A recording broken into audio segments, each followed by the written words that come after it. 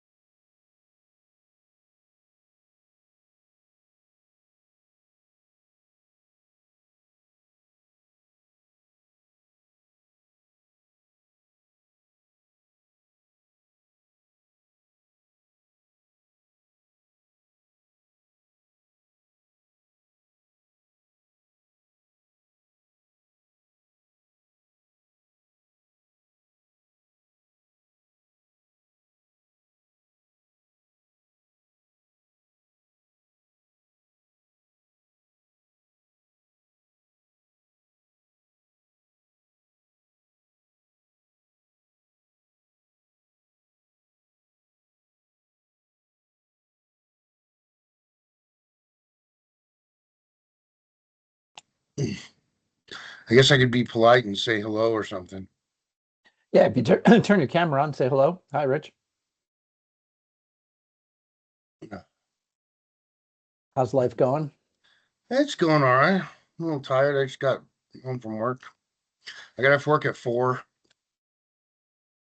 What do you do for a living? I work as an academic coach at a high school. What does that entail?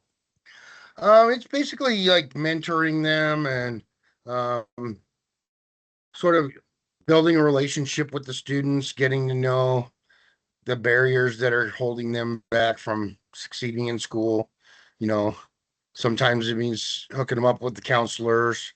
Sometimes I've had to look for shelters for them to go to, or food, or Wow. um, just linking them up with their teachers when they're struggling, or tutoring them, or um, just whatever they need. Wow. How long you been doing that? About a year and a half now. Okay. You enjoy So it?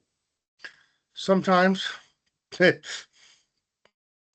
know, I it's difficult, like I talk to a lot of the parents, and the parents are frustrated because they won't do anything. And you know, my passer rating was like 32%. So 32% of classes were passed. Oh, wow. Not good. But it's not like college students where they want to be there and they chose to be there. You know, they have to, by law, they have to be in school. So Right. a lot of them don't care, or they don't want to be there, or I think a lot of them don't realize the value of education. And I try to teach them that education is their way of taking control of their life and being able to choose what they want to do in life, Mm. instead of just end up working at some fast food place or something, or at a factory. You can actually choose what you want to do if you go through and get an education. And I try to steer them towards something that they're passionate about or that's important to them. And so Yeah, neat. What grades do you work with? high school. Okay. Yeah. So It's a tough group. yeah. Right. So, Trey, how you doing? Doing pretty good. I think How was your I, day? How was your day? today was pretty slow, which is nice. This weekend I was dealing with, I'm doing a lay leader program at my church. Okay. It's like a book club. Oh, Um, but they've put a couple books in front of me where I'm just like, okay, so the theology and systems behind this author's thoughts are just like horrifically flawed. oh, So, okay. Yeah. well, I talked to my mentor about it. He was a pastor for years. He actually worked for Calvary, Oh, and he was like, this one author for this book we just read. He was talking about how to read the Bible for all it's worth. But essentially, that means how to read the Bible like I do and interpret it the exact same way. um, and was that a Longman book? No, it was Gordon D. Fee. Oh, Fee, Um, yeah, right. Okay. and he was Assemblies of God, so Pentecostal and stuff. And it's like, yeah, he used good systems, good exegesis, stuff like that, but he framed it all in such a way where it's like, believe what I do, use only the NIV because that supports what I think. And some of the other thoughts. My mentor was like, this kind of borders on heresy, actually, because it's like he's he's wanting you to go with an interpretation he believes because it supports his viewpoints rather than Oh, sure. everything else. It was weird. Anyways, Okay. Yep, it's get it. good. Yeah. Grant, welcome. How was your day? Oh, it was good. Thank you. Good. What was the highlight of it? The highlight of it, I had some really good chamomile tea earlier today. That was probably while I was teaching, so that's probably the highlight of my day. Wow. Nice. Hopefully it doesn't get worse than that, man. Moving forward, hopefully this can be as good as chamomile tea. So wow. Ryan, welcome. Missed you last week. Yeah, sorry about that. Not a problem. So hey, why don't you introduce yourself to the class? I don't know if everyone knows you, so tell us something about you, where you live, what you do for a living, family. Uh, uh, yeah. I think I've been in other classes with all these other cool guys. So, but Oh, these are the cool guys from Calvary. yeah, these are all the Oh, cool guys. okay. But I just recognize everyone. But yeah. I'm my name is Ryan. I'm originally from Sodus, New York. I currently live in Canandaigua, New York. I went to school for my undergrad. They had like a cool partnership with Calvary University. Uh, the undergrad school was it was a Bible college and they weren't accredited. So I was very limited on my options on the graduate school to go to. When I first started going there, they had 4 different options of master's degree universities, graduate degrees. And by the time I graduated, it lowered down to 1, which was Calvary University. So I'm like, okay, God, I guess you kind of made that decision for me. So here I am. I'll transfer. So yeah, I'm still kind of uh, trying to think about if I should switch to the Bible and theology or if I should stay in the MDiv program. The MDiv program is really a lot of work, but I mean, it's all a lot of work, but yeah, I'm excited about this class. All my other classes so far have been New Testament related classes, so this is exciting to dive into a lot of the theology of the Old Testament. So, Good. How about family? oh, yeah, I'm married. My wife and I have been together. I'm probably gonna say the date wrong. 4 years. She's pointing at me with 4 fingers. Uh, 4 years. Yeah. Um. Yeah. My parents, everyone, they kind of live around the area. Um. Uh, no kids yet. So. Yeah. Okay. What do you do for a living? Um. Uh. So. Well, for about a year, I've just been full-time Calvary University. I'm trying to look for work. I've been really struggling, but uh, definitely uh, continuing to pray on it. But today I had an interview at Salvation Army. It was nothing grandiose, but it's they're looking for an after-school assistant, so just working with kids. But it's I've been working with a lot of just jobs where the supervisor, the entire environment is just entirely hostile to any kind of Christian ethos, and it's um, I've just kind of grown very sick of it. And I mean, I don't mind doing apologetics at work, but when it comes to uh, um, like being threatened with your employment, it's Yeah. yeah, it's not fun. So going from that to a job where they're like, yeah, we pray before we give the meals to the kids. We I could at least show up to work. I had one job. I was only there for a little bit working with kids. They wanted to write me up for wearing a hat that said "Y'all need Jesus." I'm like, I don't like. If I told you y'all need a doctor, it wouldn't be an issue. But when it's the doctor, it's a bad thing. But anyway, but yeah. So definitely prayers on getting that kind of. So I am looking for employment. So Okay. Yeah. All right, good. I'm glad to welcome you to the class. So appreciate you being here. So, hey, let's pray before we jump in. Father God, I thank you for these guys. I pray your blessing upon their lives, their ministries, what they're doing. And I pray for Ryan that you'd provide him the job. I thank you for this opportunity to look into your word. I pray that you would bless us, bless our time together, that we'd learn from one another. And most of all, we'd grow closer to you in our knowledge for sure, but also in our walk with you. And we pray these things in Jesus' name. Amen. All right, let me.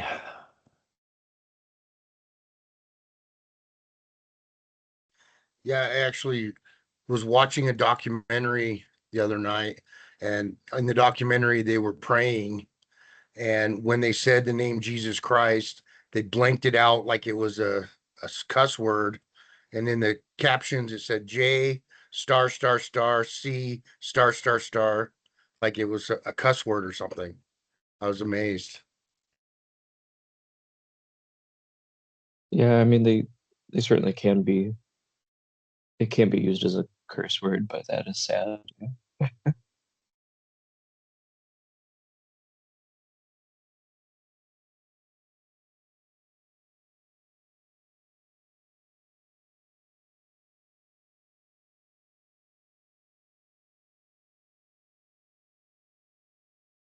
Okay, getting closer.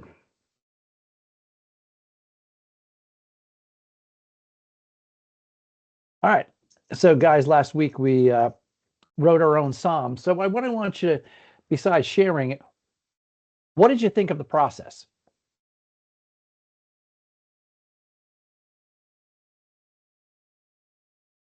It was kind of unfamiliar.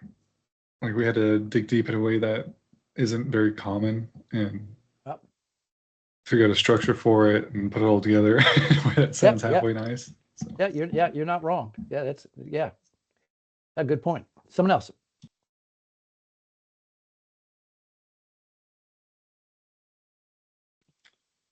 I think kind of it kind of came pretty quickly as just kind of thinking about, but it makes you think about kind of what are your most pressing desires and what matters to you most, I think, is what it kind of pushes you to actually reflect on. Mm-hmm. Okay. Richard, what about you? What was the experience like? Yeah, I thought I came pretty easily, but I guess it did make me reflect on sort of what I've been going through lately and the things that I've been dealing with, the things that the Lord's been working with me on. And so, like you said, it kind of brought out what was already on my mind or on my heart. Mm-hmm. Yeah, and notice, what the Psalms do many times. We mentioned this a little bit last week. You have to be really open and vulnerable in the Psalm, and you have to have an experience with God or want an experience with God, right? You want him to show up for something. So what we're getting, we're looking at these things academically, and all as much as we said last week, we don't want to depoetize the Psalms. We want to keep them as poetry. At the same, so that way they speak to the emotions, but at the same time, they reveal a lot about God. So there's a deep theology here, but it's difficult to write these Psalms. I don't know if we got a Psalm 151, from our group last week, and it was unfair, right? Give you 10 minutes to do it. But the poets that we're dealing with in the Psalms, they were literary masters. And we'll look today at, what were their literary devices? Because even some of you guys, you use, whether you thought about it or not, you used literary devices to communicate the message of your Psalms. And that's important because remember, you're not just writing for yourself. I mean, it's okay if you journal and you write your own psalm. However, in the Psalms, they're writing, and it is so applicable to an audience. You know, did you guys write in such a way that this would be applicable to someone else? See, and that's, I think, some of the genius in the relationship and how to write the Psalms is that David, especially, he just reveals his soul. He does in such a way that other people can relate to it. And I just find that, fascinating, the way we do it. All right, so we're going to look at, poetry of the Psalm. And this is how, years ago, we wrote English poetry. So you guys remember from your literature classes, Elizabethan sonnet, 1, 2, 3, 4, 5, 6, 7, 8. 8 lines. So 1, 2, 3, 4, 5, 6, 7, 8. That created an Elizabethan sonnet. Anybody know what the A, B, B, B, A, B, B, A means? Okay, so each line is A line, B line, A, and so on. A line rhymes with A line. So that means hour, and you jump down to the 4th line, bower, dower, power, all rhyme together. Fen and pen are your B's. Then fen, pen, men again.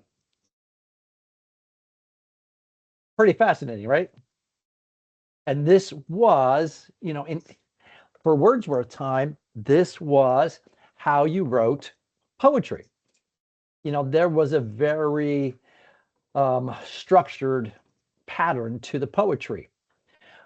So Milton, thou should be living at this hour. England hath need of thee. She is a fen of stagnant waters, altar, sword, and pen. Fireside, the heroic wealth of hell and bower have forfeited their ancient English dower. Of inward happiness we are selfish men. Arise up, return to us again, and give us manners, virtue, freedom, and power. Not only do the end rhyme scheme, but there is in this a pentameter. There's a rhythm into each of the lines. And all this is to say, we cannot, and I use this as an example, we cannot try to force Hebrew poetry into English poetry.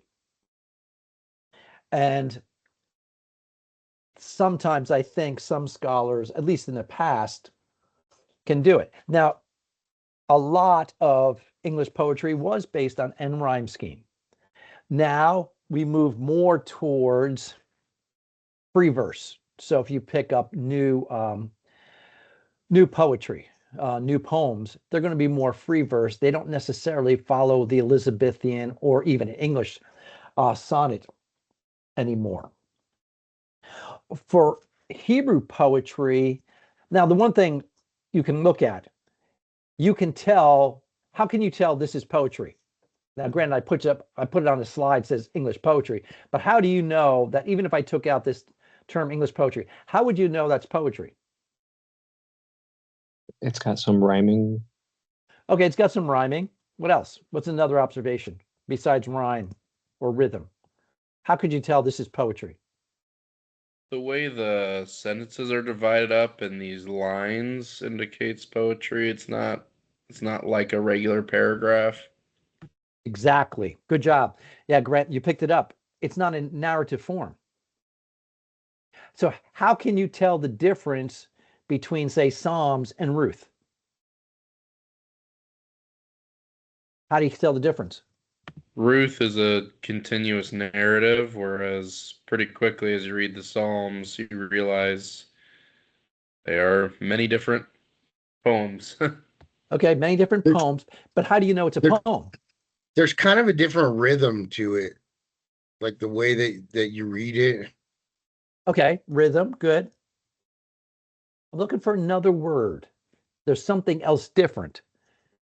Yeah, Ruth is narrative. How do we know, say, Job is not like Jonah? At least Jonah 1, 3, and 4.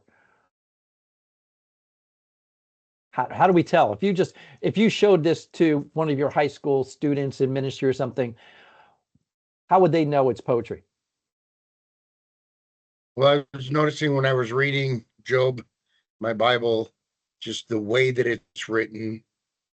I guess something he already said, but it's What not do you written mean? in, What do you mean the way it's written? like it's not written in like a block text or whatever. It's just like Okay. individual lines and Yeah, the that's called stichography.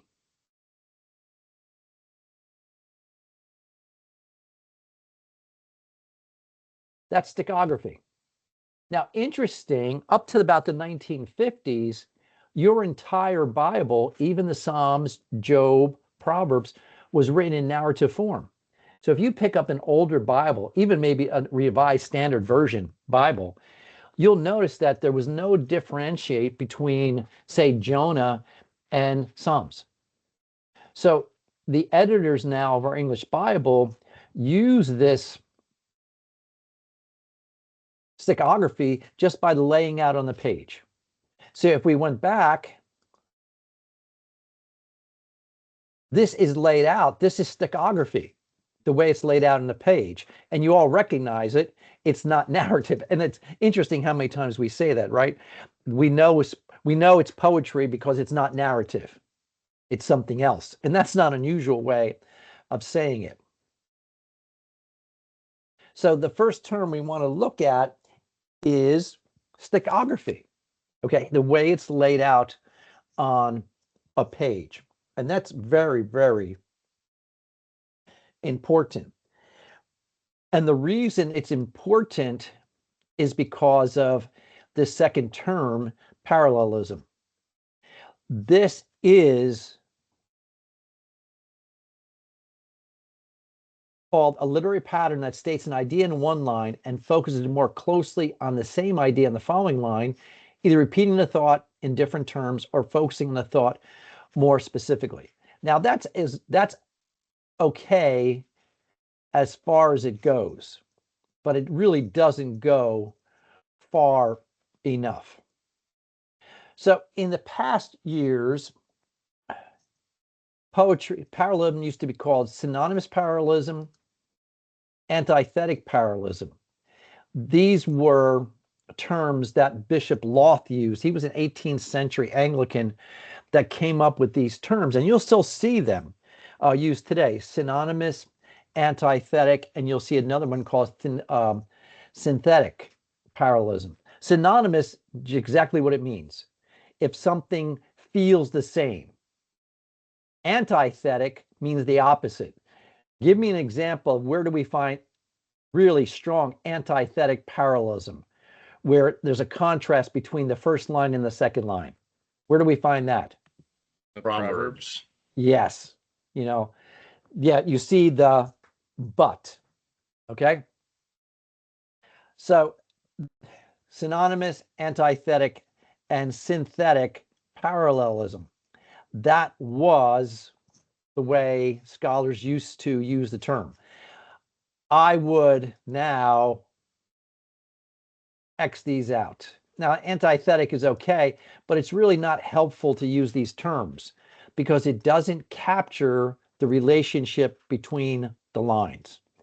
Although you'll still see scholars using them, I just don't think it's helpful. It's better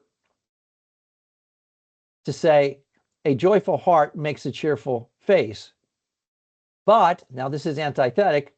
When the heart is sad, the spirit is broken. To say that this is antithetic is okay, but it doesn't state the relationship between A line and B line. Okay, and we're going to get more into what that A line and B line is. I just want to make the point that even though we'll see these terms synonymous, parallelism, antithetic, they're not really helpful because it doesn't state the relationship of these lines. Chisholm started breaking new ground, and he says, well, besides synonymous and antithetic, you have reiterative, synonymous, specifying, complementary, explanatory, progressive, consequential, comparative, and contrastive parallelism. And at that point, you want to say what? Kill me now. I can't possibly remember all those categories. Okay. And I agree with you 100%. And what I would suggest is it's not important to be able to recognize synonymous or antithetic. It's to understand the relationship between the terms. That's most important. And the reason this is important, even though you don't want to say the category synonymous, the category of antithetic, the idea of parallelism is extremely important. Okay. Bullock goes so far to say that parallelism is the heart of Hebrew poetry. You cannot understand Hebrew poetry without understanding parallelism. So here's an example. So what I want you to concentrate is on the capital letters. The capital letters begin your line. So the first, you see the how, the council here, just make, that's small c, so that goes, finishes up line A. Line B is nor, line C is nor. So the way we label lines is by saying A line, B line, C line. So this is A line, B line, C line. They're in parallel, not just because the lines are parallel, is because they are in relationship. It is the literary pattern that states an idea in one line and focuses it more closely. Now, what I say, and I get my from Kugel and Alter, there's always a specification or an intensification from line A to line B. So what you're looking for is A line makes a statement, B line intensifies it or specifies it. C line will even go one step further. Kugel says it this way, A line, here's our A line, what's more, B line. So there's something added to that B line. So here's an example. This is what they call in Hebrew poetry a tricolon. Generally, you have a bicolon, which is 2 lines. That's here. But here we have 3 lines. One, don't click the. So we have 1 line, 2 line, 3 line. Okay, that's a tricolon. Tri meaning 3. So what we're going to do is, what's the relationship between these lines? So let's play with it a little bit. Okay. So you have, how blessed is the man who's not walk in the counsel of the wicked. That's A line. B line, nor stands in the path of sinners. C line, nor sit in the seat of scoffers. So here's your question. How is A line intensified or specified in the second line? Let's just do A line and B line first. So what's the specification or what's intensified in A line to B line? It's like it gets narrower. Like in what, good, Richard, which the way? wicked is like all the evil in the world or whatever, but now we're talking specifically about sinners. And then good. And that's, yeah, you're exactly right. We go from wicked, which are just the general wicked, to sinners being ones that violate Torah. So there's your parallelism. So you don't want anyone to say to you, well, this is just saying the same thing, or this is synonymous. You know, it communicates maybe the same idea, but it's intensifying. There's always an intensification or specification. Or the way Kugel says it, A line, what's more B, B does something more. And I use Alter and Kugel interchangeably because they're both saying the same thing. There is this specification. So we go from this wicked to sinners. But there's also another intensification. So you got the nouns, really good, Richard. What else is in parallel? Or what else, in what's in parallel? And then what is intensified from line A to line B?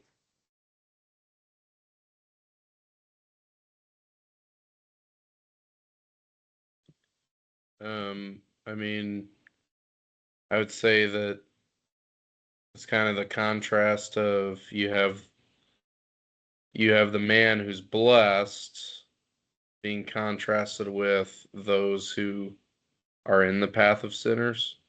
Not yet. Hold on to that. You're definitely going to have how blessed is going to be contrasted with down here in verse 4. But up here I'm going between A line and B line. What I see in there is it's like, don't walk with them, don't stand with them, and definitely don't sit with them. Okay, You know, so what's the progression, or what's the more intensification familiar, from line A to line B? maybe more familiarity with them. Okay. You What I'm know, looking for is the verb. okay, Walk, stand. stand, sit. So you're picking up. So see, parallelism, it's not just meaning, it's the elements inside the line. So you see what's parallel here is the nouns, the wicked to sinners, but also your verbs. We go from walking to standing. Now, Ryan said he's been with all of you guys in class, so I recognize you. So he knows you, but he hasn't necessarily lived with you. He hasn't gone to residential classes with you. So in one sense, that's the walking, right? If all of you guys were walking on the street and I saw you, what can I assume? I may assume you know each other, but I'm not so sure. But if I find you all standing together, what can I assume? You're friends. Yes. Walking just means we might be going in the same direction. Standing together, But not only that, he's standing in the what? The path. And we know path in the Old Testament is a way of life. So he's standing in the way of. Up here, counsel, okay, he may just be listening, but he listens to the wicked. Here, he's standing in the same path. And as Rich pointed out, not only is he standing, now he's doing what? Sitting. So if I saw all you guys not just standing together, but sitting together, what would I have to assume? Like they're hanging out. Yeah, they're hanging out. Birds of a feather, right? So what word would you use to get from A line to B line to C line? What's happening here? What's the relationship between these three lines? Someone said it before. We go from men who walk to stand to sit. What is that? Comfortable. No. An action. It's an action. What kind of action, Ryan? I'm terrible at. I don't know. All right, someone help him out. Progressive or like compound or something. Yes, not progressive. It's a progression. We go from walking to standing to sitting, and also we go from wicked, just a general wicked, to sinners, and then scoffers are what? Not only do they live wrong, they actually scoff against the law itself. It's more specific. So you has a specification. So this is and I think you nailed it, it's a progression. See, that's much more helpful to say this is the relation to industry is a progression than it is to say this is synonymous. This would be an example of synonymous parallelism. It's saying the same thing, but it's not. And us just walking through this and showing the parallelism of these three lines show there's a progression that goes from top to bottom. You're not getting better. And that helps us why is this man blessed? Because he doesn't do any of these things. See, isn't that more helpful to understand the relationship than simply to call this synonymous? Thoughts, comments, criticisms? Yeah, Oh, yeah, I was sorry to interrupt. I was just gonna say it's actually helpful because I honestly like I don't know, for a while when I read Psalms, I just thought like, oh cool, they're driving home the same exact point 3 times. Cool, they really mean it. I didn't really see the the steps. It was just I was like, yeah, he's saying it loud, you know. Yeah, yep. Yeah, and you make, yeah, Grant, you said it, you nailed it. Okay. That's exactly how most people read the Psalms. He's just repeating himself. It's more nuanced than that. It's definitely more subtle than that. And I want you guys to be able, and not many people do this. You won't necessarily find this in commentaries. So you're not going to find somebody who does a literary analysis of the parallelism. You may get some, but I haven't found many that actually do what we're doing here. And this is the way you have to exegete if you're going to teach this psalm, because this is exactly what's happening. And most of the people in your churches are seeing the reading the Psalms the way you did, Grant. Oh, he's just saying the same thing, so it must be important. He's repeating himself. And we as Americans don't like repetition. We don't just say it to us once, we got it. All right. Now, not only is there parallelism within the lines themselves in verses, there's parallelism between verse 1 and verse 2. Anybody pick up the parallelism between verse 1 and verse 2?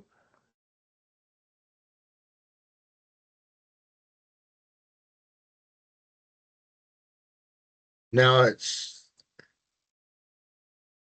talking about the man who is blessed, and this is what he does. Sure. But what's the relationship between the two lines, between the two verses? They're kind of opposite, I think. Yeah. This is if you want to use the word antithetic, this is your antithetic. But that doesn't help us. So what do we want to say between verses 1 and 2 is there's a contrast. So not only we're going to look at the parallelism between line A in verse 2 and line B in verse 2, but for now I want you to see there's a contrast between verse 1 and verse 2 that's still parallel. Because in verse 1, what do we have? This is negation. He doesn't walk.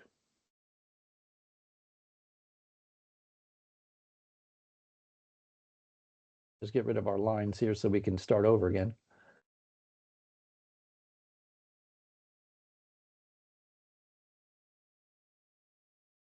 Right? The man does not walk. That's the blessed man. But what does he do? Well, it's going to give the contrast down here. So you have to have parallelism between verse 1 and verse 2. All right, that's important to see. Now, we're not going to spend a lot of time because parallelism is kind of a tough concept. So I want you to get it within the verses themselves. So here's your A line, B line. All right. We've just talked about 1 line, 2 line. This is a bicolon. All right. This is generally 65% of the time you're going to have 2 lines. Tricolon is unique.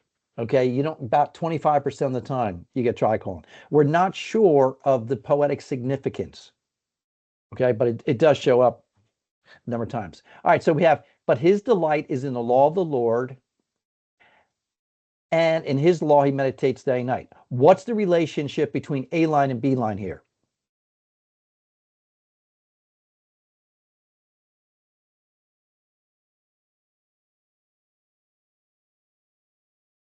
There's a description of because his delight is in the law of the Lord, therefore he studies the law and meditates on it day and night.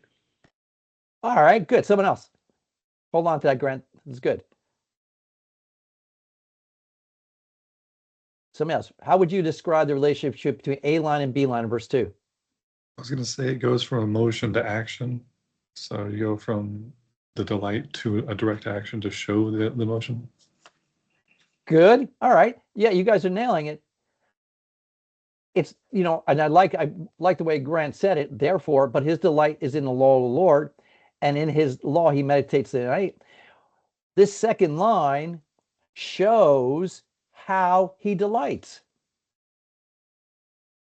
See, these lines are not saying the same thing. This B line shows how he delights. Now here, let's go preacher on us. If what I'm saying is true, how would you apply this verse? Read your Bible. Now, it doesn't say read your Bible, but I'm going to push back on that in a minute. But what does it say? If you said line 2 is to show, and Trey, I like the way you said it, if delight is an emotion, then verse 2 shows how. What's the question you want to ask your audience? Are you delighting in the law of the Lord? No, not quite that, because everyone would say they delight in the law of the Lord. But what's a more pointed question? Do you meditate day and night? And let's put a phrase before that, Trey. If you say you delight in the law, are you meditating day and night? Have you ever heard that from Psalm 1 before? That's because they're not looking at the parallelism of the structure. That's why it's so important. Guys, you can't say you delight in the law of the Lord. And law here is not law as in Old Testament law. This is Torah.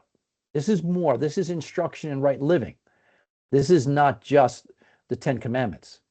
Okay? And his delight, that's a strong word. He meditates. Don't tell me you delight in the law, but you don't think about the word. And this meditate means to dwell on over and over again. All right? So this is Richard. This is why I push back on you. It's not just read your Bible, because sometimes, as evangelicals, we get into it. Well, I did my devotions today, and I don't have to think about God the rest of the day. That's not what the verse says. As a matter of fact, remember in the Old Testament, not everyone had a copy of their own Word of God. Yeah. They had to think about it. They heard it read, and they had to keep thinking about it, because that's meditation. But notice he does it day and night. See, if you want to be blessed, you do not do these things, but you do these things. And how do you show your delight? Matter of fact, it's his delight. This B line is simply showing you how you show your delight. Because I think Trey's onto something. It's very hard to show delight. Is it? Not really. I mean, how many of you guys are married? Okay, because I got 2 guys that are married. How would I notice, Grant and Ryan, how would I know if you delighted in your wife? It could be by the way I talk about her. Okay, good. Yep. Yeah, Grant. Yeah, perfect. The way I talk about her. Yeah, my wife, but when we were teaching, he used to be the administrative assistant for the dean at our seminary, and she always liked the way guys talked about their wives. She could always tell a lot about the guys, because if they talk good about their wives, then they delighted in them. So, delighting, spending time with, you can tell a lot about a guy if he delights in his wife. Same thing. This is not rocket science. Psalm 1 tells us he delights in the law. And notice Lord here, some translation, New American, I think, is going back to it. They put Yahweh, and that's a much better translation, because it's a personal name of God. Lord just becomes almost a title. But in Yah, that's the personal name that God revealed himself to Moses at the Exodus, okay, in the burning bush before the Exodus event. All right. Notice too, and our English translations are pretty neat here. This is going to be called staircase parallelism. Notice he ends line 1 with law of the Lord, Torah Yahweh. He begins the second line with law as well, Torah Yahweh, Torah. That's poetic. He continues the same subject into his next line. But notice the parallelism, he goes from delight to meditate. So you guys nailed it on verse 2, line A and B. B line intensifies line A, by showing how the delight is demonstrated. Guys, this is really important because verses, commentaries will not show you this. You're going to have to dig this out yourself because they're not going to go into the literary. They don't have enough pages. All right, think about it. Ryan, you said you came from New Testament classes, right? So if you're studying the book of Ephesians, Ephesians has how many chapters? How many chapters in Ephesians? Four or five. 6. Yeah, I think it's 6, Yeah. right? So there's 6 chapters, 6 chapters in Ephesians. All right. So if somebody asks you to write a book about Ephesians, they're going to give you about 200 pages. Make 180. So let's go to 180 because it's a nice round number, right? So that's 60 pages, that 30 pages a chapter, right? Because most books are around 200 pages now. So the publisher is going to ask you to do that. You can do a lot with, 30 pages per chapter. Not a lot, but you can do a ton. If somebody asks you to write a commentary on Psalms, how many chapters are in Psalms? It's like 175 or something. 150. 150. And if you have to write a 200-page book, how many pages are you getting per chapter? 1. And you say, what? That's why if you pick up a single volume of a book of Psalms, it's not going to go that depth. Why? Because he only had, even if you go 300 pages on a single volume of Psalms, you're only going to have 2 pages per Psalm, and that's without an introduction or conclusion. That's why, guys, if you want to get, a deeper insight into the book of Psalms, you're going to have to look at multi-volume commentaries on Psalms. 3-volume set, because at least now you might have 900 pages. But I'm showing you this because this is really important, because you're not going to necessarily have a real deep dive into some of the Psalms based on some of the commentaries that are out there. All right, so let's look at verse 3. Again, just 2 lines. What's the relationship between A line and B line?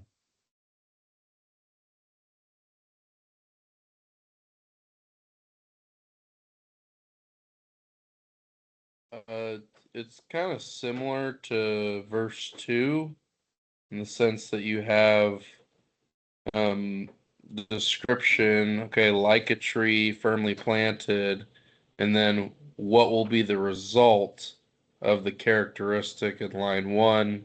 It'll yield fruit. Very good. Excellent. This is actually a result. Line A makes a statement. He will be like a tree firmly planted by streams of water. The result is what? It yields its fruit. So excellent, Grant. You nailed it. But notice, let's look at it a little bit deeper though. He'll be like a tree firmly planted by. What is that saying? Now, okay, let's hold on that question. Let's go back. How is verse 3 related to verse 2? We saw how line A is related to line B as a result, but what's the relationship between verse 2 and verse 3? It's the result of. Yes, exactly, Richard. We have 2 results. Verse 3 is the result of verse 2, and line B in verse 3 is the result of line A. So if you delight, this is the result. This is the consequence, you can say. If you don't want to say result, consequence. What's the consequence of delighting in the law of the Lord? And that being shown in meditation, you're going to be like a tree. Now, what does it mean to be firmly planted? What's some observations you can make about that? Unmovable. All right, unmovable. What else? Strong. Strong. I'm looking for something in the grammar there.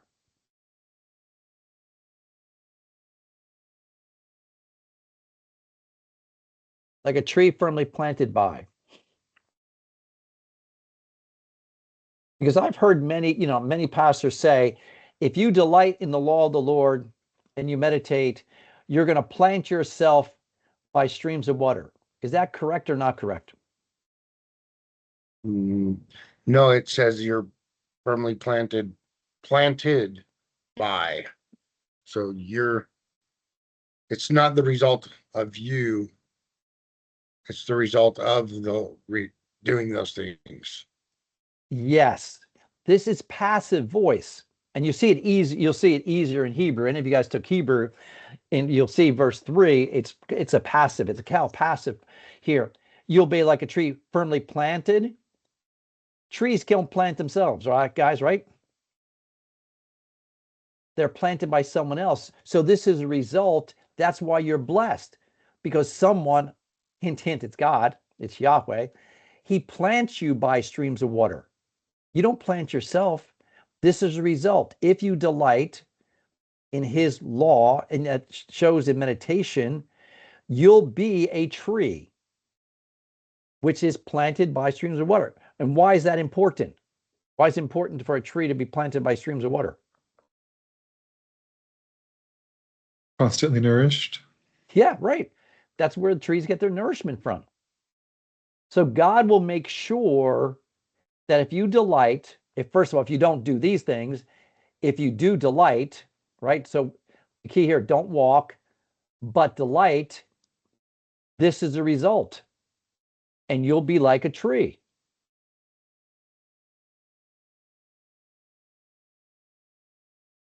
And what's the result of being planted?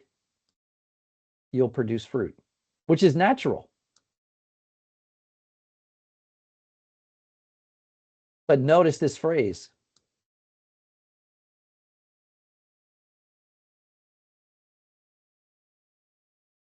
Now, we're just coming out. I don't remember where all you guys are from. You're Midwest, so you might be a little bit ahead of us in Virginia, but we're a little bit farther south. We're just starting to get to spring now, but I'll tell you, there's no fruit on trees. Some trees are starting to blossom, but there's no fruit. Why is there no fruit on these trees?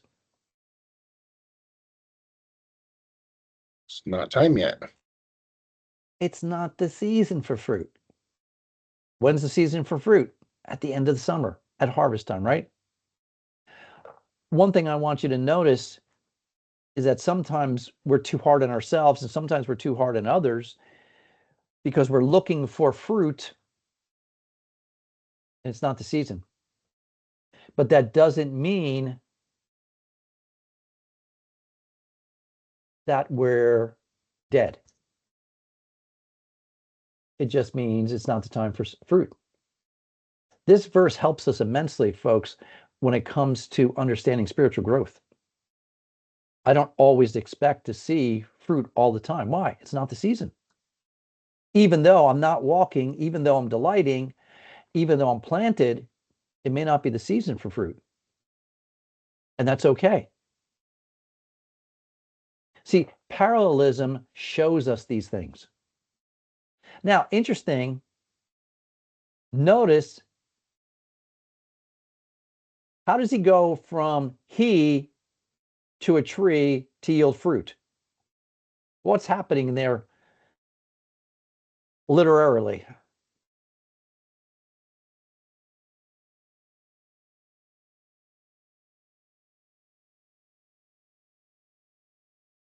What's happening there? What's the poet doing?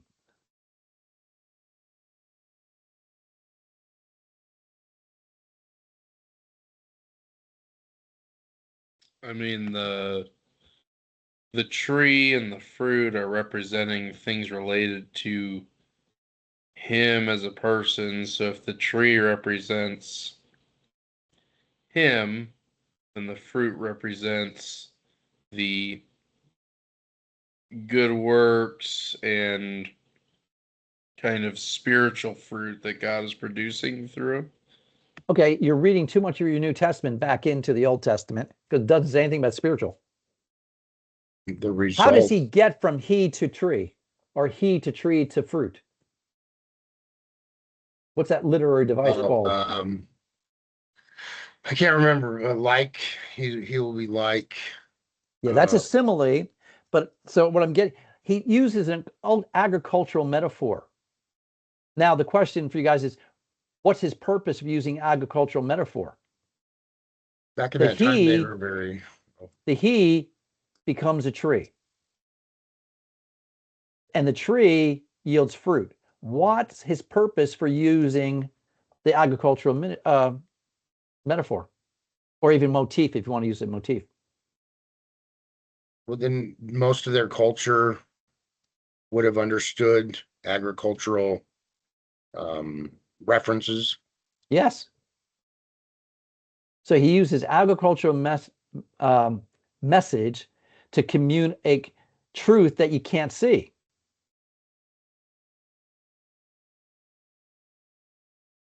He has to be a tree because a tree we can all picture. We can picture a tree producing its fruit in its season. Now let's go to the next line.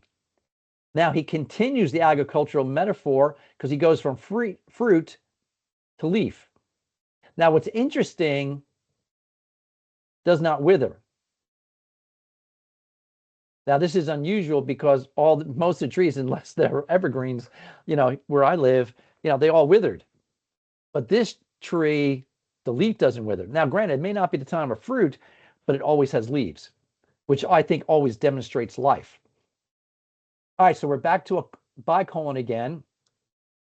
What's the relationship between A line here and B line?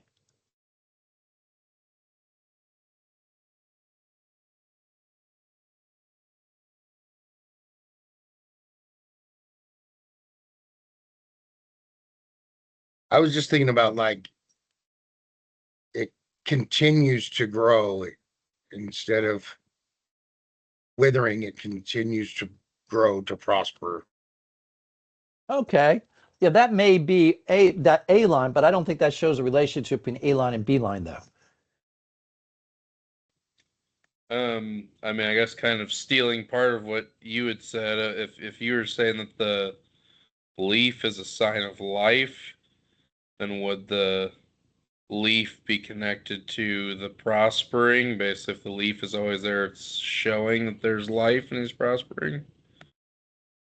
Not quite. Remember, you're trying to go too deep. What's the relationship between A line and B line? What's the intensification? What's the specification?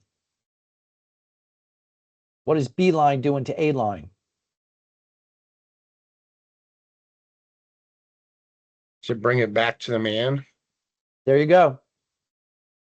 This is how he moves away from the agricultural metaphor, because we're like saying, okay, fruit in its season, leaf in its season. Okay, we can picture that, but what does that mean for human life? Because I can look at Trey, and Ryan, they have headphones on. They don't look like trees to me. Okay, maybe I can see some fruit on your ears or something. Maybe we can picture that, right? But that's not what it's saying. This is how he gets out of the agricultural metaphor that he started in line A in verse 3. He continued it in 3b, continues it in 3c, and gets out of it in D. Because that's how he brings back the he that was up here. This is just fascinating artistry. So the relationship with A and B is B shows what A actually looks like in real life. We use, in real, IRL. This is what it looks like. So Grant, I'm going to come back to your, observation about spiritual. It doesn't say spiritual here. It says what? It just says he prospers. Yes, but not prospers. There's more to it than just prospers. What does it say? In whatever he does. Whatever he does. In one sense, whatever he puts his hand to will be successful. Now, the question we have to ask ourselves, who doesn't want to be this man? Guys, Grant says the best part of his day was his tea today. Well, I'm not sure I want that as my standard for how I have a good day. All right. I think I want my scale to be a little bit higher than my tea. But, okay, hey, we all look for highlights in our day. All right. But how would it be if you could be guaranteed that whatever you do, it prospers? How many are in for that day? Yeah, we all are. How do we make it happen? Don't do this. Do this. Easy. Now, what's some pushback?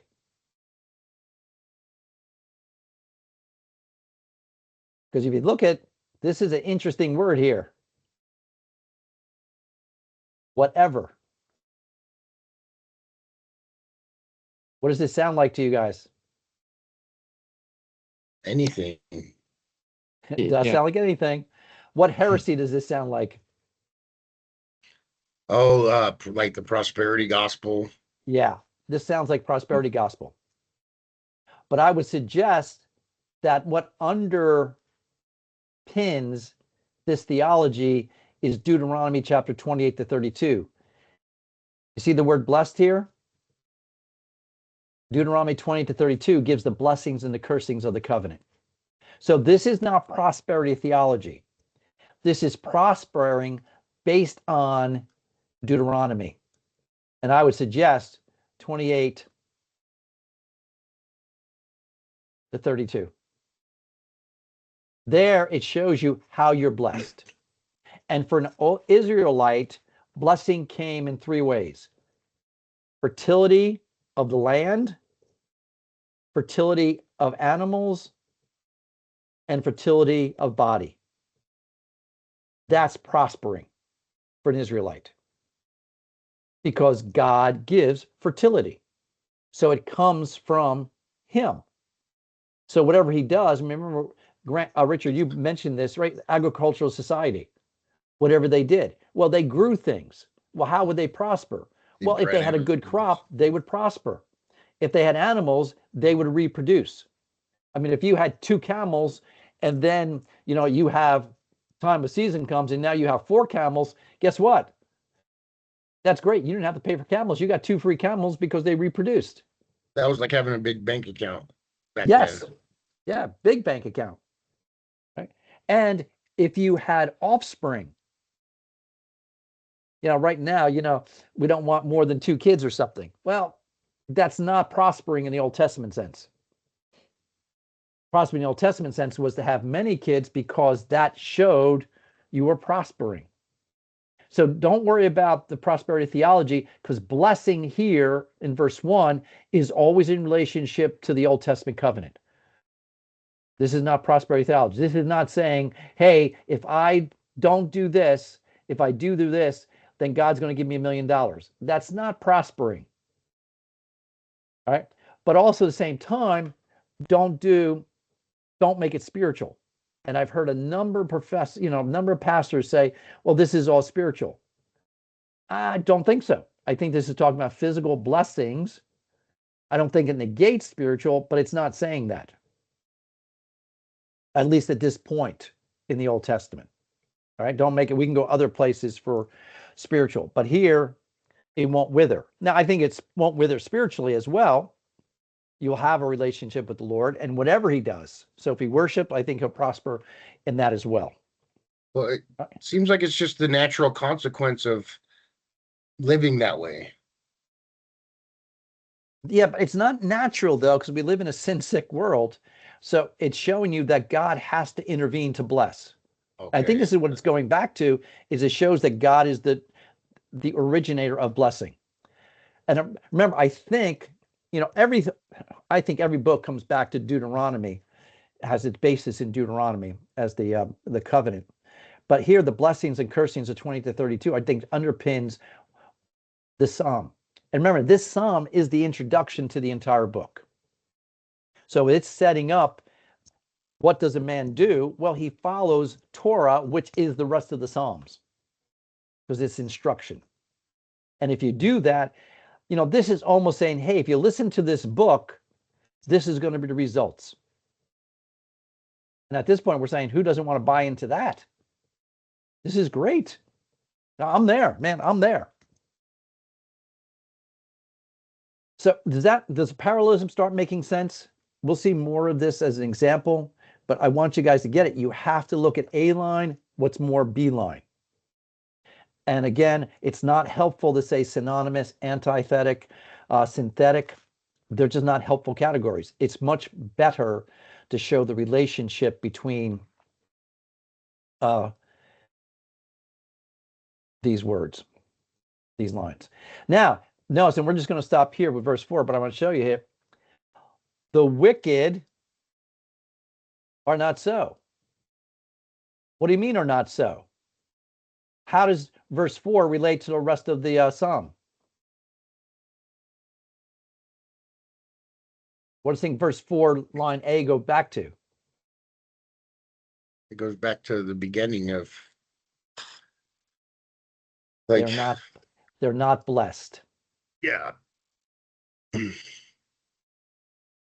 So really, this psalm is saying there's two paths. Some suggest that Psalm 1 could even be a wisdom wisdom psalm, because wisdom poetry always lays out two paths: the right path and the wrong path, the right path and the left path, and there's only one path. And so here you have the right path is the man who's blessed, the wicked are not blessed. And that's what it says. They're not so. A line. So what's the relationship between the A line here and the B line?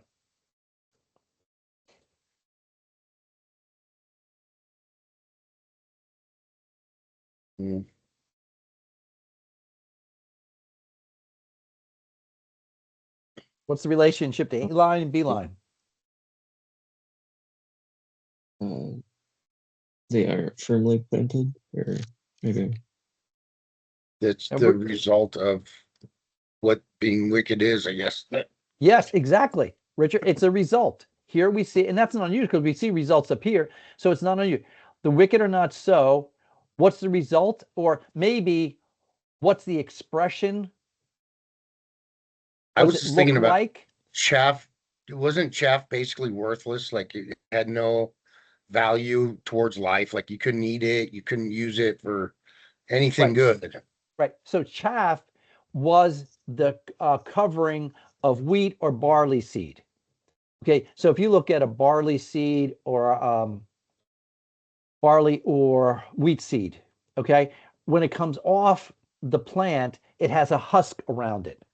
Okay. You have to break that husk off to be able to grind the wheat into flour. You shouldn't grind the chaff. Okay. So what would happen is they would take they would thresh the seed. And what I mean by threshing is they would, sometimes they would have an animal with a mill wheel walk on all your seed, and they would crush the seed. And that weight of the millstone would break the chaff. Okay. Then they would take a fork and they throw it up in the air and let it come down on a hard surface.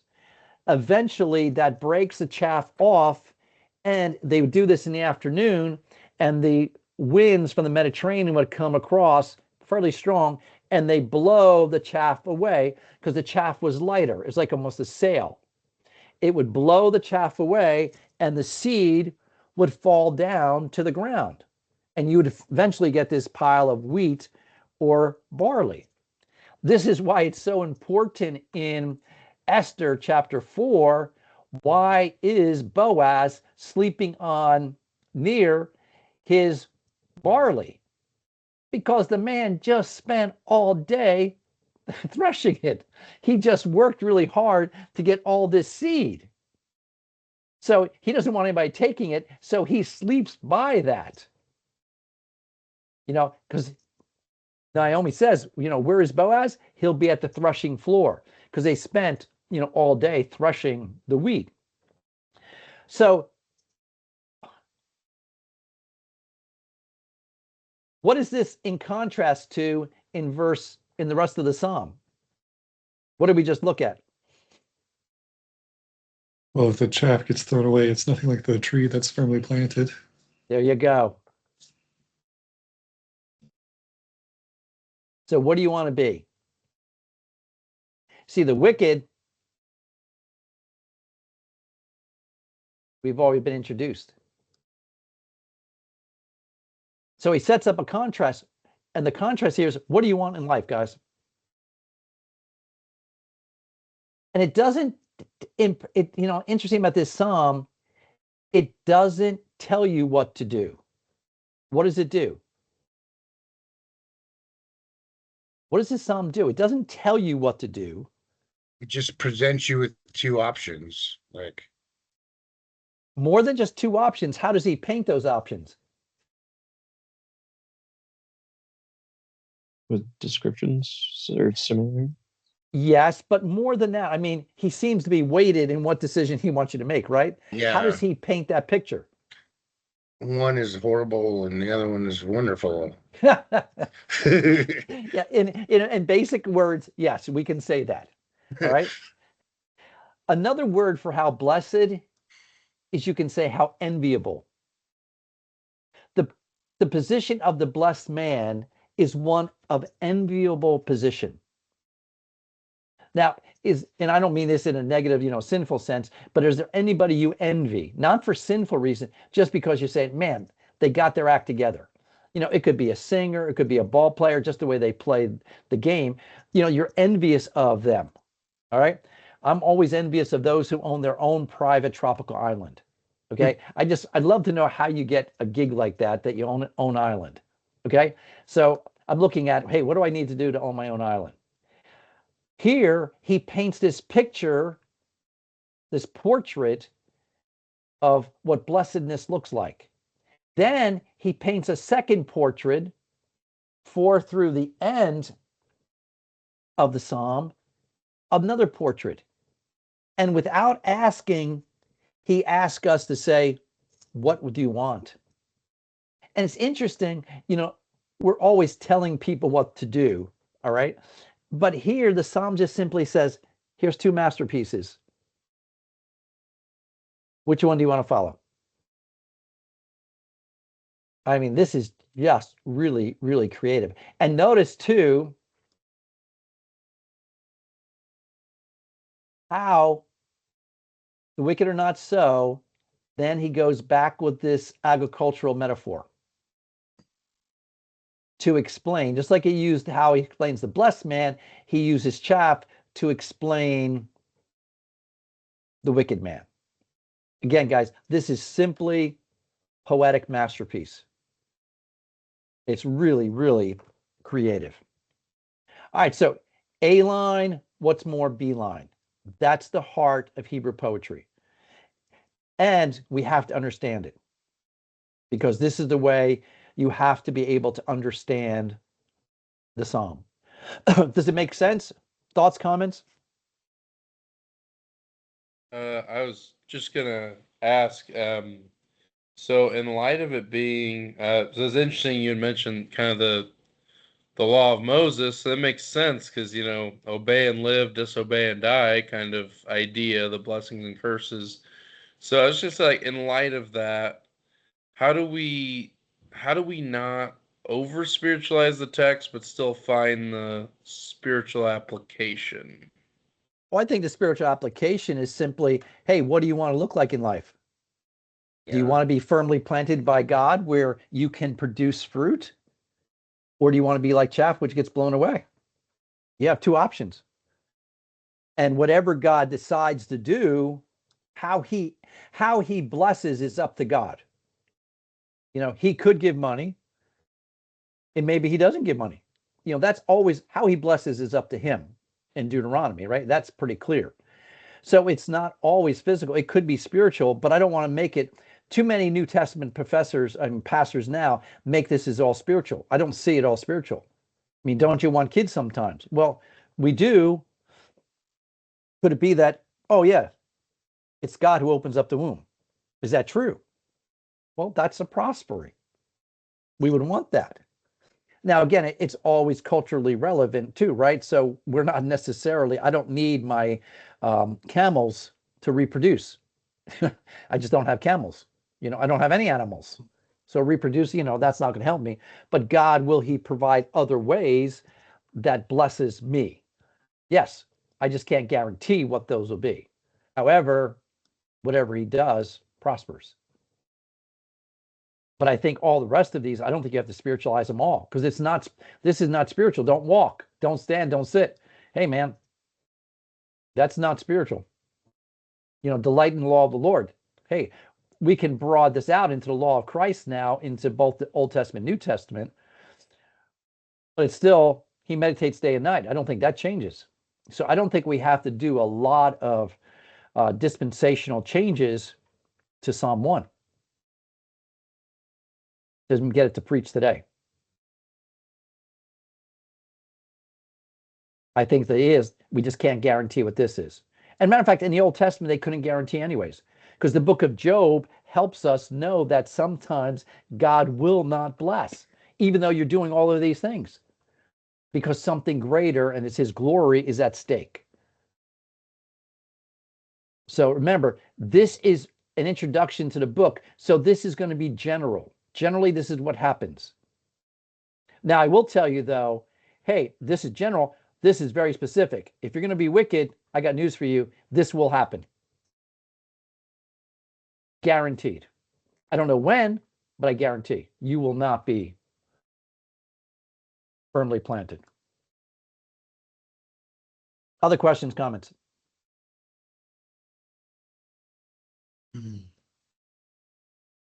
I kind of actually used that same thing with a student today, where I kind of set out the different paths between education and not education, like, so it's kind of a similar Yep. thing of, and that's something I tell them is you can do whatever you want in life, good or bad. The choice is yours but the results of your choice are going to be, there's consequences to everything that you do. Yeah, someone said to me once, we can always choose what you want to do. You cannot choose the consequences. Right. Yeah. That's key. You can choose, but there's always going to be consequences, but you can't choose those. Now we can anticipate what they're going to be sometimes, right? But for high school students, hey, you want to choose, door A. Yes, there's going to be consequences, and you can't say, hey, I did A and I want different consequences. No, you don't. That's not your choice anymore. Yeah. It's like, well, I chose to drive drunk. I didn't choose to get a DUI, You see, but you make the choice, and the consequence, it's like jumping out of an airplane. You can choose to jump out of an airplane without a parachute. You cannot choose the consequence after you do that. There's just natural laws. So I think that's really important. You can't choose the consequences. And here, these are consequences. Hey, if you delight, the consequence is going to be, you'll be planted. Wicked, the consequence is you're going to be like chaff. But I really want to drive home the point. And if you guys are all new to, parallelism, it's new to you. But I just want you to start thinking this whenever you read Hebrew poetry. I want you to read A line, what's more, B line. I want you to get used to seeing that and reading anything you read in Psalms, Proverbs, Job. A line, what's more, B line, especially Psalms and Proverbs. That's most easy. Job's a little bit more difficult because it's dialogue. But A line, what's more, B line. I always read my Bible in poetry that way. Yeah, matter of fact, my wife and I, we've been going through Psalms ourselves, so I've been showing her some of these things, and I just want you to see it. A line, what's more, B line, because it makes perfect sense, number one, and it's how the writers put together. In narrative, you understand that the sentence communicates one thought. in Hebrew poetry, the two lines together complete one thought. He's not saying two things here. B line shows how his delight is evident in life. So this is very important. One thing, not two. And if you hear people saying two, they're probably not understanding parallelism correctly. Because these lines, A line and B line, can make a poetic sentence, if you want to say that. Although we don't use the word sentence in poetry. That's a narrative term. All right, so let's go through some of these poetic terms. So we just did parallelism. Stichography is how it looks on the page. Parallelism is this relationship between A line and B line. Then we want to look at stanza. Another word for stanza is a strophe, okay? A stanza is a logical unit smaller than the entire psalm, okay? It would be equivalent to the narrative paragraph. So you guys familiar with the paragraph, right? It's really one thought. And the way you determine a paragraph is really by, structure markers. A new character is introduced normally as a change, a paragraph. So I want you to look at Psalm 19 in your favorite Bible. Psalm 19. Take a few minutes, look over that psalm and tell me how many stanzas, how many units make up Psalm 19.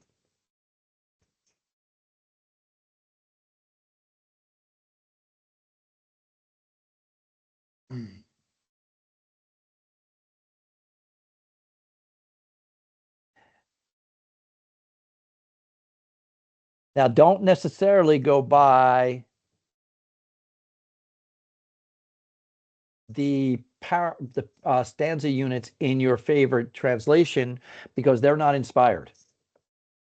Okay, so for instance, New American Standard has 2 stanzas for Psalm 19, but they're not inspired. So look at it. You can go with your translation, if you like. You can say, oh, it says 3, that's fine. But think about it for a few minutes, and then we'll come back and we'll talk about how many stanzas do you think there are in Psalm 19.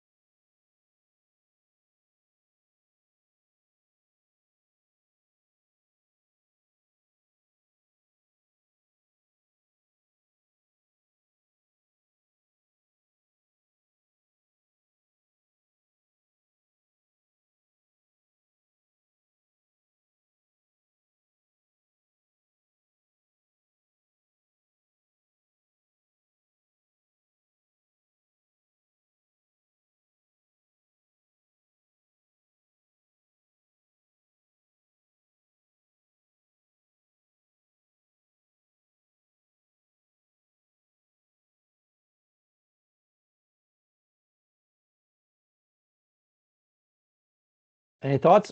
How would you break up Psalm 19? I personally would view it as 3 stanzas. So verses 1 through 6 describe how God reveals his glory through creation. And then verses 7 through 11 describes how God reveals himself through his word.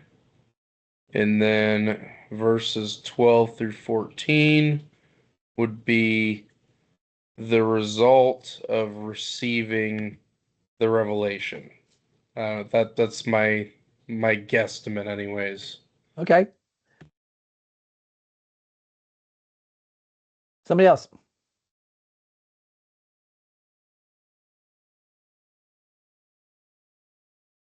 You all have to vote, so you're going to jump in. I don't know. I kind of thought maybe 4.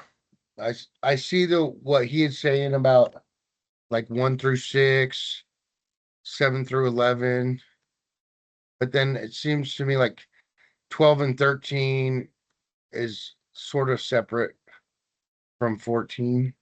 I see you want to leave 14 all by itself. Okay. Yeah. All right. Trey, Ryan, where are you guys?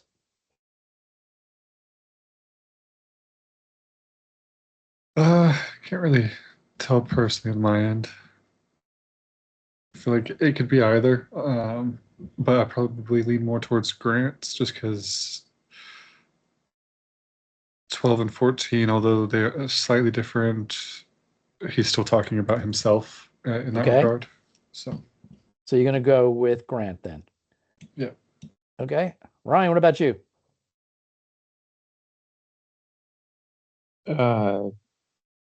I am completely lost. Just being honest.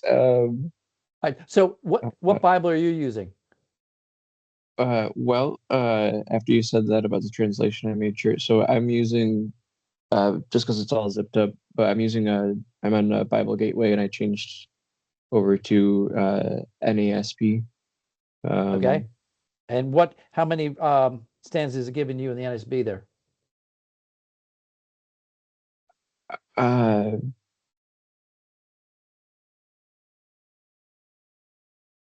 If I were to, There should be some kind of division. Either the verse numbers are in bold, or there's a larger space between verses. Although it's not always good to be able to see paragraph divisions in electronic Bibles. It's really tough. That's why I think paper copies are a little bit easier to use for this example. yeah, I mean the digital version, as far as like spaces, there's really only one, maybe 2 or 3. Okay. Like larger spaces. The one that's most noticeable is 1 through 6. Right. After that, there's a spacing. It kind of looks like maybe 7 through 10 is on its own, and then 11 through 14 are kind of grouped together, Okay. I guess. I'll get my Bible out. Yeah. Did the versions the rest of you guys used, did they agree with your stanza division? Your favorite Bibles? I think so. Yeah. Okay, Richard. Technically, the digital ESV one agreed with Rich. Okay. Yeah, that's what I thought. I remember somebody, I think it was the ESV that did agree with Rich. That's actually what I'm using is the ESV. Okay. Yeah, so that would have the 4 stanzas. Okay. Now, again, remember, guys, what I'm saying is, and I'm using this as an example to show you, this is stanzas. It's the equivalent to the narrative in the paragraph in the narrative form. However, New American Standard I'm using only has 2. 1 through 6, 7 to 14. Boom, you're done. Okay. ESV has 4. So it just shows you that these are not inspired. Now, the reason this is important is because your stanzas carry 1 unit of thought. And this is important for us to know that how does our verses fit into the stanza? So like in Psalm 1, 1 through 3 is 1 stanza, 4 through the end of the Psalm is another stanza, which makes perfect sense because the subject matter just fits perfectly, right? We have the blessed man, and then we have the wicked. End of story. No one's going to disagree. And it's interesting, every one of us all agreed on the first stanza. Why is that? We all said 1 through 6. Why is that? It seems pretty clear that there's a change right there, I think. But what's clear? Not the change, but what does that mean? That they're 2 that 1 through 6 and beginning at 7 is a new subject or Yes, thought. exactly. Yep. So 1 through 6 has one subject, is the universe, right? So that's what we're talking about. 7 through 14 is the word. So most of us, we can get that. However, I tend to think that I go with 1 to 6. We all agree there's definitely a clear theme. I go 7 to 10. And then I go 11 to 14. All right. And it's exactly what Trey said, is because once we get to verse 11, now we move from third person, which we've seen in verses 1 through 6, 7 to 14. They're all third person, they, he. However, in verse 11, there's this change to your servant. And then when we get to verse 13, it's your servant, let them not rule over me. Now we move to first person. So I agreed with Trey that because you had a change in persons, you probably had a change in stanzas. So that's just my understanding. Now I can understand verse 14, why ESV wants to put it all by itself, but I kind of eschew one verse stanzas. And because it maintains the first person that was introduced the previous verse, I'm going to put it all together. So I don't think that the ESV would be, that different than what I'm doing. But all of this to show you guys is that there will be some discussion, and even we may not agree on a stanza, but you have to be able to understand, why am I doing what I'm doing? So it could be subject, theme, right? Or the speaker changes. So a change of person from a third person to a second person to a first person. And that is a very important term in Hebrew poetry called enlarge, when there's a change of person. And many times that's going to indicate a change in stanza, because there's no way, even in the Hebrew Bible, that our paragraphs are marked for us. Okay, the Masoretes, they try to put spaces in between, but there's nothing guaranteed and nothing that shows us that those markers have been inspired. So stanza is, so we're working our way down. How's it look on the page? The sticography. Parallelism is the overall, how it's created. Then we get the paragraph. And once we move from the paragraph, then we get the colon, or what they call, you'll see in some literature, the stitch. Okay. So how blessed is the man who does not walk in the counsel of the wicked. That's a cola, all right, colon, the one line. It's a bicolon when now you put 2 lines. Hemistitch is a half a line. So this is word I just threw in there because you don't see it much, but sometimes it's there. This is what we were talking about, the bicolon, but his delight is in the law of the Lord, and his law he meditates day and night.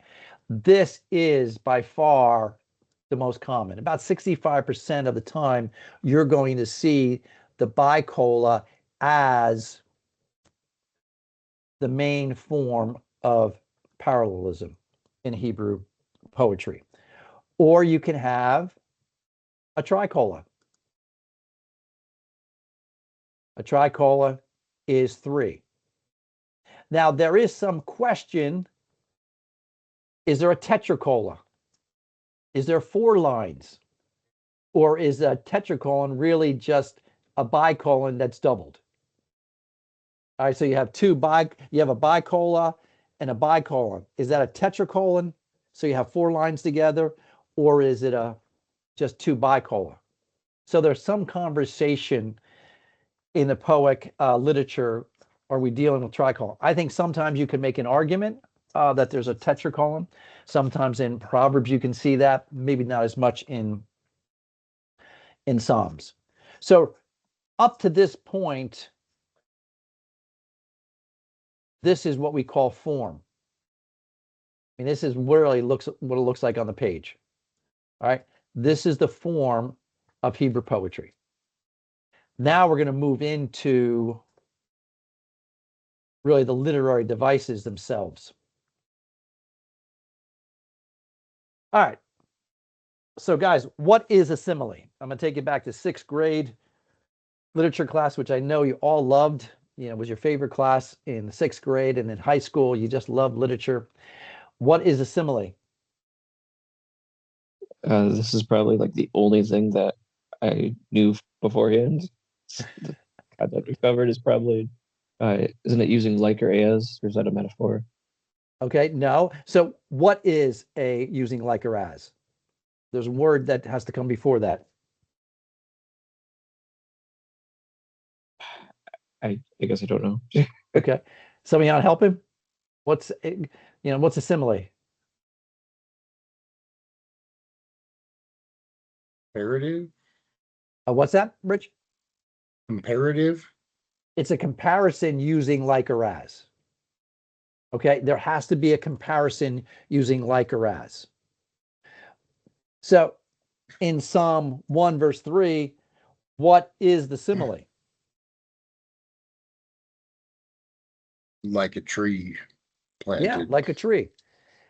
Psalm 1:4? Like chaff.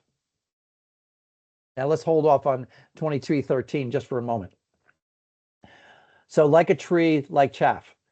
What's the author's purpose for using a simile? If it's a comparison using like or as, what is the author's purpose?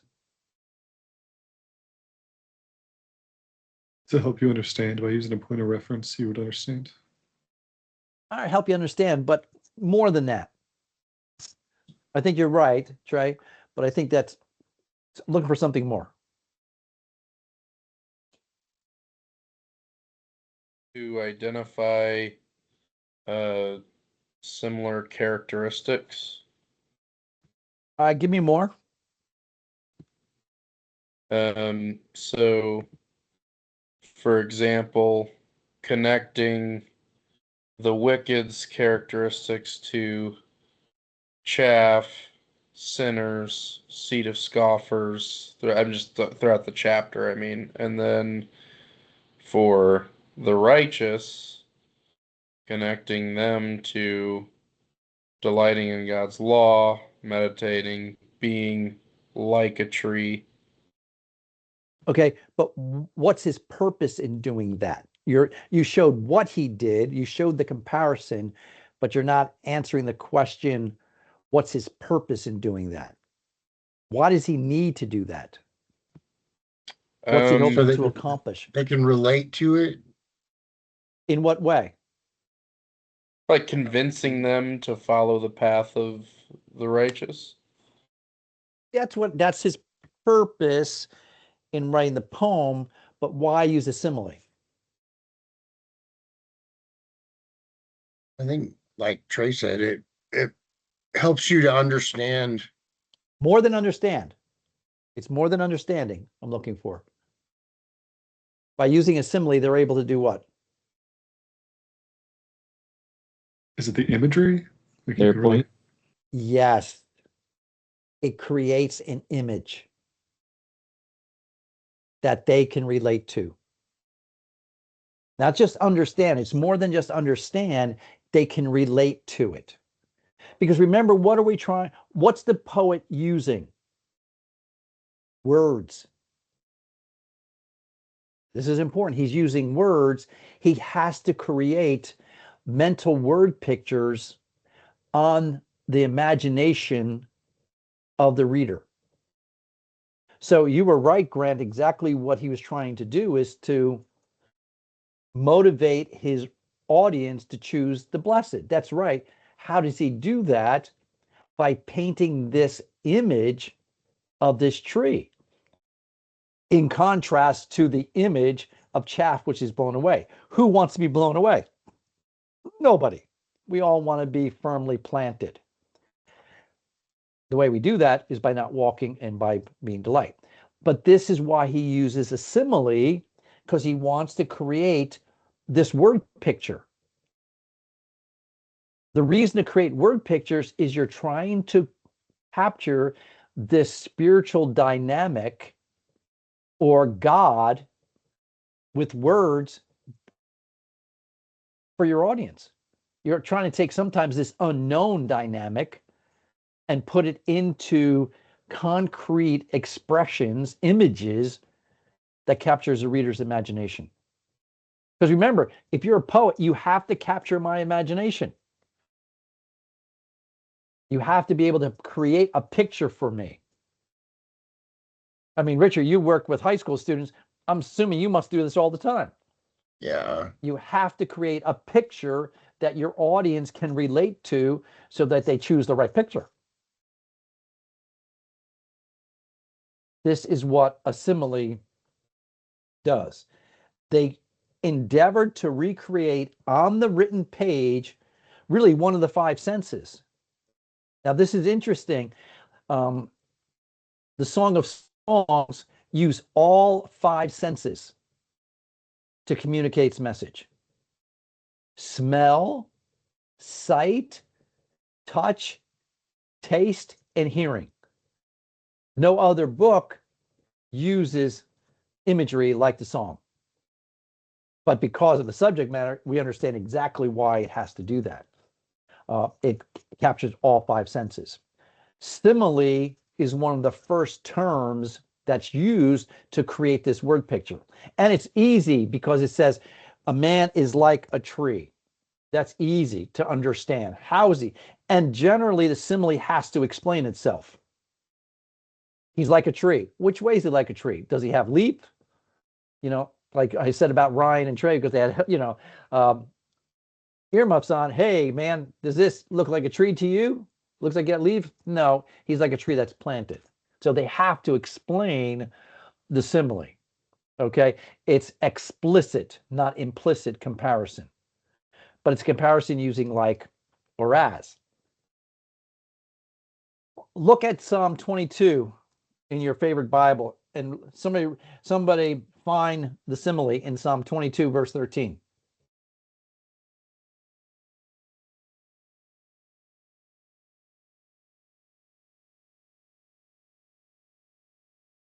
You want me to read it? Yeah, good, Richard. They open wide their mouths at me like a ravening and roaring lion. Okay. Anybody have anything different?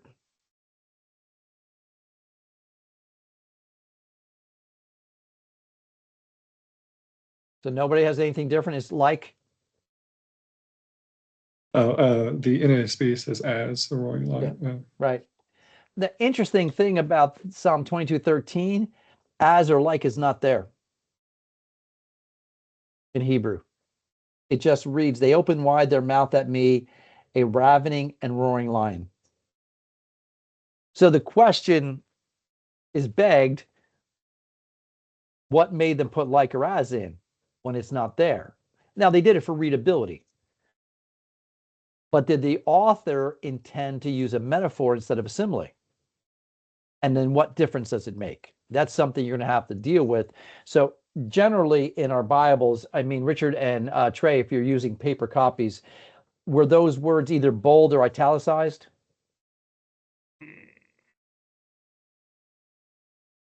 No. No, okay. In my Bible, it's italicized paper copy, so it shows that the italics usually means it wasn't there in the original. So you just have to pay attention. Now, I say that because if you say there's a simile, if you're preaching this and say there's a simile, if there's someone who knows Hebrew in your audience, they may raise their hand after or come up to you, hey, pastor, guess what? There's no simile here. And you're going to have to say, oh, okay. So are we using your English text or are you going to use the Hebrew text? Remember, we haven't found the 6th grade Hebrew, ancient Hebrew textbook that tells us what they call these terms. Now, I think simile fits simile fits perfectly. We're going to use the rest of these English terms that we know from English literature. Do they match? I think so. We're not using any that don't, but just know that they might have called it something different. However, I think it matches perfectly. So that leads us to the next metaphor. So if a simile is a comparison using like or as, what's a metaphor?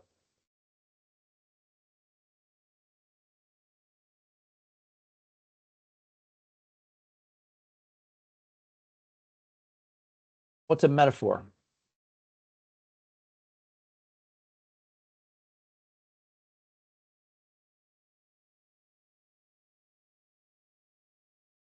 You can give the classic high school answer for this one. Oh gosh, this is like a phrase or It's a comparison without using like or as is, what some have said, although that's really inadequate. It is a comparison, but it's more than a simile without using like or as. It's a comparison between two unlike objects, and it's a transfer of qualities from one object to the other. Okay? Transfer of quality or qualities. It may only be one quality. Okay? At the same time, it's both concise but vague. You have to think about it. All right? You have to think about it. All thinking is probably a process of metaphor. Reichen states metaphor and simile are not poetic devices. They are new ways of thinking and formulating reality. And I think he's right, because remember, simile and metaphor are taking the known or the unknown and trying to compare it to the known. That's really, really important. Because if you have not had an experience with God, or if you haven't had an experience with God and someone has had an experience with God, how do you describe it? You'll say, well, it's like this, or it is this. So you go from a simile to a metaphor. One critic, Fry, says, we clearly have to consider the possibility that metaphor is not an incidental ornament of biblical language, but one of its controlling modes of thought. And I think he's absolutely right, because there has to be this comparison between what is unknown and how does God reveal himself to make himself known. And it generally has to be through metaphor. So we're going to go through a number of these literary devices. I think you should have control, of these top 10, 15 literary devices, because if you come to the book of Psalms and you're preaching or teaching it, you're going to have to explain the metaphor. All right, so I'm going to do it this way. Grant and Ryan, you're going to do the first one, Psalm 59:17. Richard and Trey, you're going to look up Psalm 22:16. And what you're going to explain to us is, what is the metaphor? All right, so Grant and Ryan, you do the first one, and then Richard and Trey, you're going to do Psalm 22. But I just want to ask, the only physical Bible I have is the HCSB. Is that okay? That's fine. Yep. All right. Can we just jump in when we have something? Yep, jump in when you have it.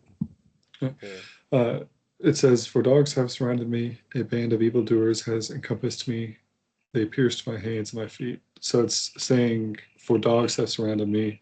The metaphor there is calling the band of evildoers dogs. All right, good. Yeah, excellent. Exactly. This is, he says dogs. Now, generally, metaphor is always a lie in reality. Okay, if you want to know if something's a metaphor, ask if it's false, true or false in reality. Okay, have dogs really surrounded him? No, because he says in the next line that they're evildoers. All right, but he describes them as dogs. Now, what's the purpose of describing them as dogs? They're like a pack of dogs. They're a pack. Okay, good. Trey? It's imagery again, but to make you visualize and have that comparison in your head of like, they're evildoers, their actions are like dogs, Right. And what imagery is he trying to communicate about this wild pack of dogs? What's he trying to communicate to an audience? A lot of people are afraid of dogs because they're just like uncontrollable sometimes. Yes. Yep. Imagine a pack of dogs. Mm-hmm. Okay. In my youth, I was a paper boy, right? I used to deliver papers to houses. And invariably, people used to tell me when the dog came, yapping and barking at me, what's the first thing they would say to me? He doesn't bite. Friendly. Yeah, that's right, Trey. Thank you. He doesn't bite. Yep. You know how many times I was bit by a dog, guys? Countless times. Unbelievable. And always by dogs that said, oh, they won't bite. Okay. I got bit one time by a German Shepherd, on the upper thigh, and he drew blood.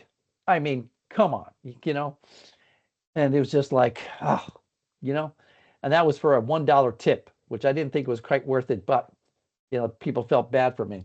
But this creates an image. He just said, if you say a band of evildoers have encompassed me, you say, okay. But if you say a band of dogs have surrounded me, you have heightened the imagery dramatically. And many times people have had, even modern man has had run-ins with dogs or dogs singular, and they're terrified. Now you'd say you multiply that by a band of dogs. Yeah, you can't really reason with dogs. No, you can't say, here, puppy, puppy. You can't do it.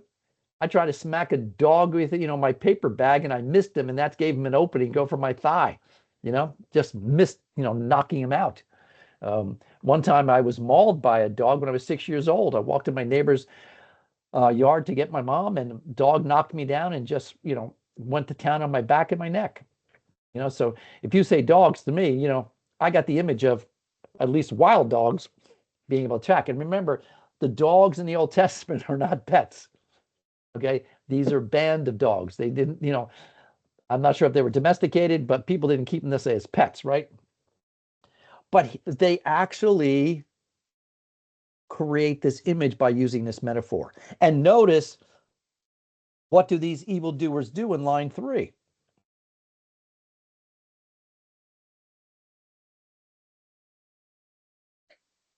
They pierced his my and hands feet. and my feet. Now we want to right away jump to where? When we hear this line, they pierced my hands and my feet, where do we want to jump to? Imagery of the cross. The cross. Yeah. We missed the purpose of David using this first. Do you think David had his hands pierced? Yes or no? No. Why not? It says he did. Because it was a metaphor. It's a metaphor. Metaphor does not mean it's not true.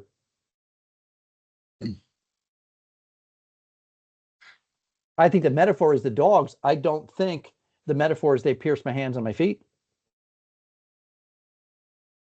I mean, yeah, that could be true. He went through a lot of stuff. You don't think David had his hand pierced by looking around a corner and getting an arrow in it? You don't think he might have had a lance into his foot? See, we want to deny this happened to David, but the verse says it did happen to David. They pierced my hands and my feet. And this is not, guys, you just can't jump and say this is prophecy when David's speaking about it himself. Now, Jesus uses this on the cross. I'm not denying. And in a greater way, Jesus is the son of David, and he suffers the same way David did. Yeah, it'd be more of a type if it still happened it to could David. be if you want to use that word. But I think David went through this, and Jesus, as the son of David, goes through the same thing. So you're saying that the type foreshadowing something does not take away from the literal reality of the original type, basically. Correct. And I'm not even going to use the word type. I'm thinking that Jesus, the scripture writers use this to show that that Jesus is in the line of David and suffers the same thing as Father David did. Nothing says here is that this is prophetic, that this will happen to Messiah. I'm taking a very narrow definition of prophecy. For me, it has to be predictive. This is not predictive. But I'm just saying this, just because Jesus suffered it doesn't mean David did not. It doesn't change it. As a matter of fact, the text says, dogs have surrounded me, a band of evildoers encompassed me, and what's more, they pierced my hands and my feet. I don't think we have to say it did not happen to David to say it happened to Jesus. So what I'm trying to do is let's deal with the verses in poetry first to the original audience before we jump to Jesus. That's all I'm saying. But I think I appreciate Grant saying that is the metaphor is the dogs, that they pierced my hands and feet. And it's interesting, what kind of wounds do dogs create? Piercings. Piercing wound, what they call puncture wound, because of the canine teeth, which I think David could have had puncture wounds. I mean, I don't, we don't picture David. He was a man of bloodshed, right? He was in bloody battles. I think the man would have been punctured a few times in the foot, in the hand. That's just who he was. But we have this sanitized version of David, so it doesn't necessarily work. All right, so good job in Psalm 22. All right, what about 59, guys? Where's the metaphor? So it says, "O my strength, I will sing praises to you. For you, O God, are my fortress, the God who shows me steadfast love." So here the metaphor is God as a fortress. Okay, good. Yeah, fortress or stronghold. So what's he trying to communicate? Why use the metaphor in the beginning? I hate to use the word why, so I'm going to say, what is his purpose? But you understand what I mean.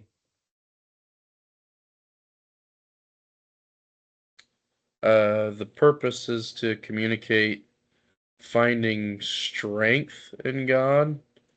So if a fortress is, well, like you use the word stronghold, and somewhere where you find refuge and strength, then God is the one who provides you your refuge and your strength.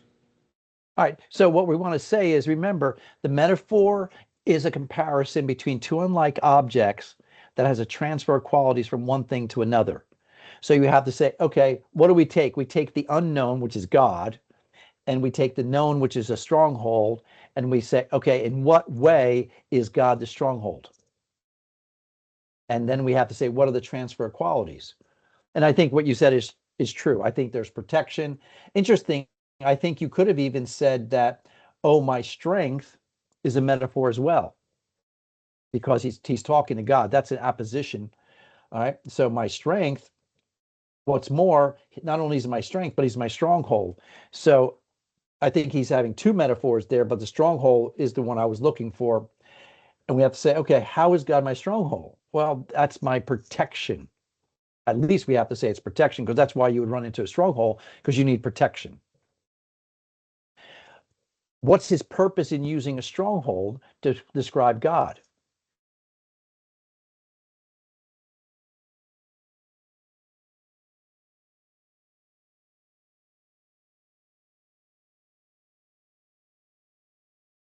Ryan, you can jump in. Oh, What's his purpose in using stronghold? I thought it was some grant. The purpose of using the strongholds,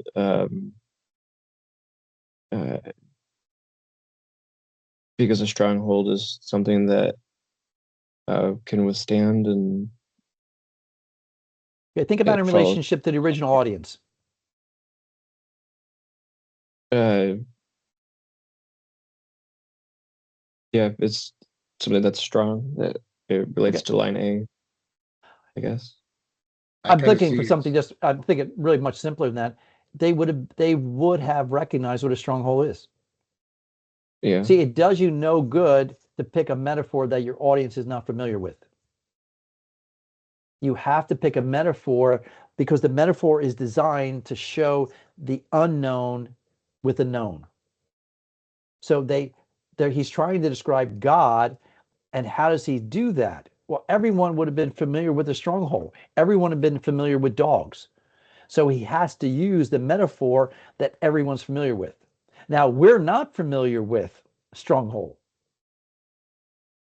Maybe a safety room. In Israel, they talked about, people were saved if they went into their safety rooms, right? Or even today, in the midst of the bombing from Iran, hey, some Israelis are going into their safe rooms. And some have been saved from the bombs, the cluster bombs that Iran has used. Others were not saved because they didn't make it to the safety room in time. So, safety room communicates, because everybody knows it. Back then, everyone would have known what a stronghold is. Your responsibility, if you're teaching or preaching these, you have to unpack the metaphor. You just can't say, well, God is my stronghold. That communicates nothing. to say that God is my stronghold as a metaphor communicates nothing to your audience. You literally have to unpack the metaphor so your audience understands, and more than understands, that's talking mentally, they have to be able to picture. They have to picture what David is trying to communicate in modern terms. That's really hard to do, because that means we have to have a really strong understanding of these metaphors. And, you know, as I said, metaphor the metaphor isn't a controlling mode of thought for the ancient Israelites. They didn't think without it, because the authors were always trying to describe God or their experience with God. Okay, ellipsis. I'm going to use one that we've already looked at before. If you look back at Psalm 1, look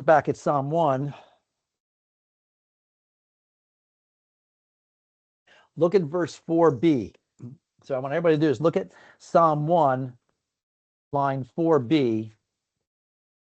Tell me where the ellipsis is. Ellipsis is the omission of some word in a line of poetry, but it's assumed to be there.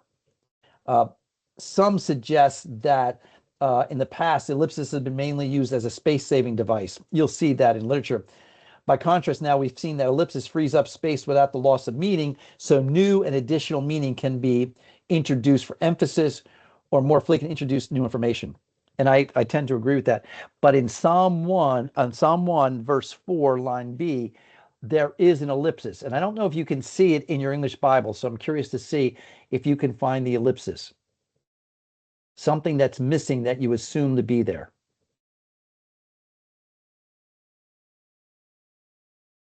That's what I was thinking. Like it's like a contrast, but the first part of it's not necessarily spoken. Okay. Can you give me an example in Psalm 1, verse 4? Yeah, so like it says, I mean, the wicked are not so.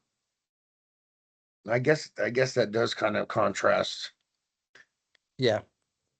Yeah, I don't know if your Bibles do it or not, but in Hebrew, this is really clear because it's not there. Psalm 1, verse 4 should read, but the wicked are not so. That's line A. Line B should read, but like chaff which the wind drives away. Let me read it one more time. The wicked are not so, but like chaff which the wind drives away. What am I not saying in that second line that may be there in your translations? They are. They are. Now, Trey. Are like. Yep, they are. Now, like is there, but like chaff, they are is missing. So the subject is missing. So here, guys, what's the author's purpose for using the ellipsis here in verse 4? If you look at it, it's really fascinating. And once you see it, you'll say, wow, that is really impressive.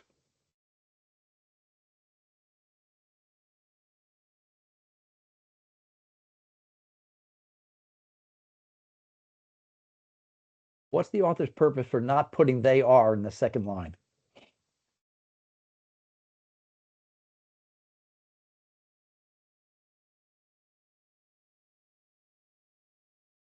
I think in context, it's not exactly necessary, but I don't think that's what you're going for. Why not? Because part A already defines the subject. Okay. Yeah, not what I'm looking for, but you're close. Something more artistic than that, Trey. If you look at the meaning of verse 1 of verse 4a, then the verse 4b, it makes perfect sense why they're not there.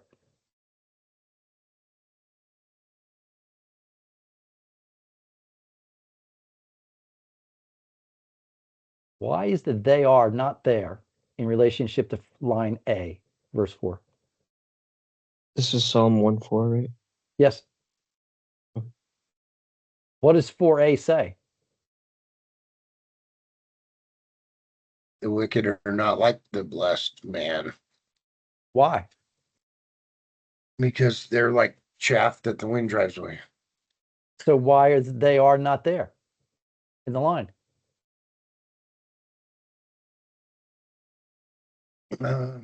I thought kind of what Trey said. He's already defined who they are.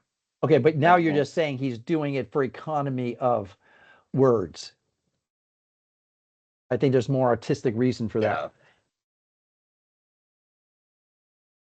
You're going to hate yourself. Why are they not there? The wind blew them away. The author pictures by using ellipsis, by not having the subject in sentence, that they're already blown away.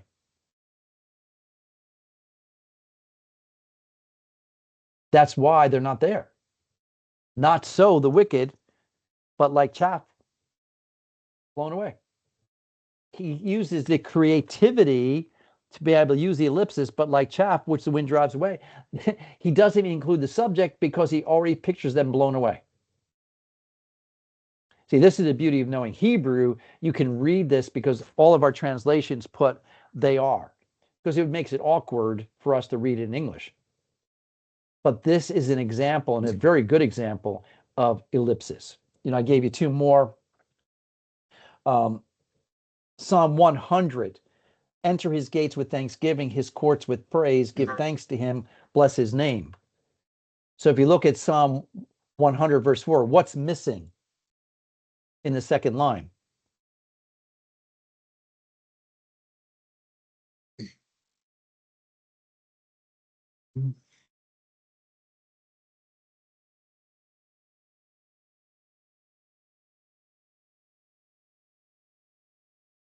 What's missing in the second line?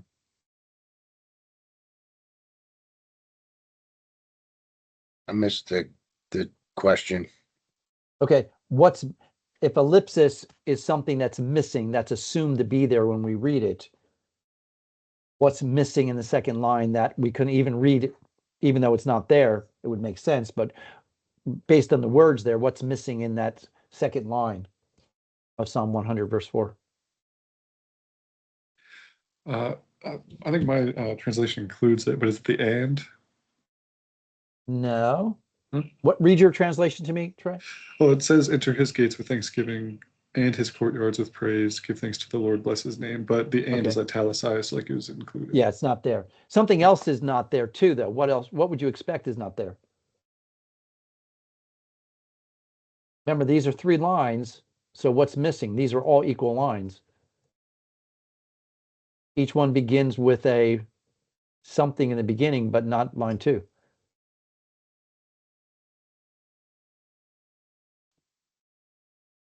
Begins with an action verb. The verb, yes, the verb. The verb is ellipsed. Enter his gates with thanksgiving. Enter his courts with praise. You would expect to be there. But he leaves out enter. Now, guys, we read right through that and we don't even think about how's he creating this. But really, we would expect that verb to be in that second line, so be in parallel. But he leaves it out. So ellipsis. Again, you don't see it much because it's not there. All right, what's hyperbole? You're all familiar with hyperbole. Exaggeration. Yes, it's exaggeration using some common lingua. Zogbo says it's a figure of speech that makes use of exaggeration. It's a deliberate overstatement to create a special effect. That's important. It's an overstatement to create a special effect. So look at Psalm 69:4. Where's the hyperbole in 69:4? Generally, in line A. More than the hairs of my head. All right. What's the hyperbole? So those who hate me without a cause are more than the hairs of my head. So the number of enemies, or the number of those that hate him without cause, are more than the hairs of his head. Okay. So why is that a hyperbole? Just how massive and uncountable that is, like Okay, realistically. sure. How many hairs in your head, guys? Thousands. All right, can you count? I mean, you could probably Google it. I've not Googled it yet, so you could probably say how many hairs in the. Hold on, give me a minute here. Yeah, right. And Richard, you can count or have somebody count. So he uses this a hyperbole, this exaggeration to create this idea of this special effect is what? So Trey, what's he saying? How many enemies does David have? A lot. Yeah, that's exactly it. A lot. What are some hyperboles that we use? Everybody loves ice cream. Okay, everybody loves ice cream. Good. What are some other more common ones? If I were to say I love chamomile tea, it's the best part of my day. A little bit exaggeration. Yep. If we say it's raining cats and dogs, which makes no sense whatsoever. Correct? Unless you live in Tornado Alley, then Okay, maybe it's raining cats and dogs there. Okay. Cats and dogs can come down. Okay, didn't think about that one. All right. Your parents, or maybe you, if you have kids, or your parents have said to you, they've used hyperbole. What kind of hyperboles do parents use?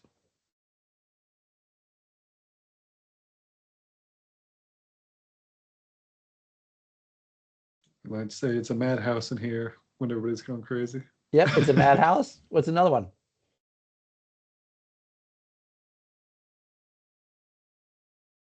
You probably can't think of anything right now, so he put you on the spot, right?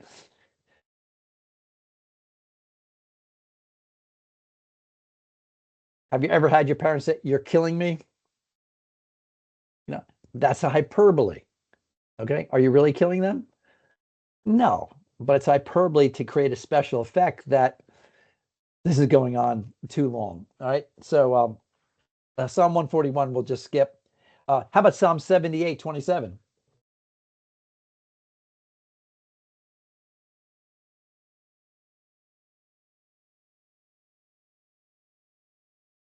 It says, when he rained meat upon them like the dust, even winged fowl like the sand of the seas.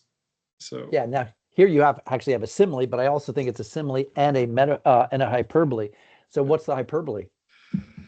meat like the dust and see the winged fowl birds like the sand of the sea. the same. Yeah. Way too much. Yeah, way too much. Yeah, maybe way to put it. Guys, do you know how much sand there is on the seas? I mean, is there a little or there's a lot? There's a lot. Okay, I was a marine biologist, a marine scientist when I graduated college. Before I went into ministry, and I still remember a professor taking us to the beach and asking us, "I want you to count all the grains on the seashore." And everybody looked at him like, "What in the world are you talking about? You can't count." He said, "All right, just pick up a handful of sand. Count what's in your hand." You can't even do that. Then he says, "Shake the sand out off your hand. Just count the sand that's stuck to your hand." You can't even do that. I mean, there's a lot. Then he made us build trenches in the sand and trench out, look at the layers. I mean, guys, there is a ton of sand on the seashore. And it's a great way, and you'll see this quite common, right? Like the sand of the seas or seashore. He's trying, and remember, he's creating this image. And I wonder, did you create an image when you read the verse? Like, did you see fowl, that many fowl in the air that was like the sand or like the dust? These authors are trying to create these images so that these images paint mental pictures of these words on the minds of their audiences to communicate God's message. Merism. Merism is an individual unit, stands for the entire entity. So two opposite extremes. If we say from sea to shining sea, that's a merism. What am I talking about if I say from sea to shining sea?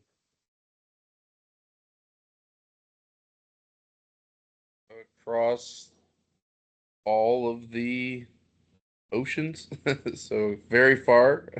Now, from sea to shining sea. If I talk about the U.S. in that way, from sea to shining sea, what do I mean? Across the boundaries of the entire country. Yeah, I mean from New York to California, right? That's a merism. When you say you have two poles and goes from east to west, right? So look at Psalm 50, verse 1. Where's the merism in 50, verse 1?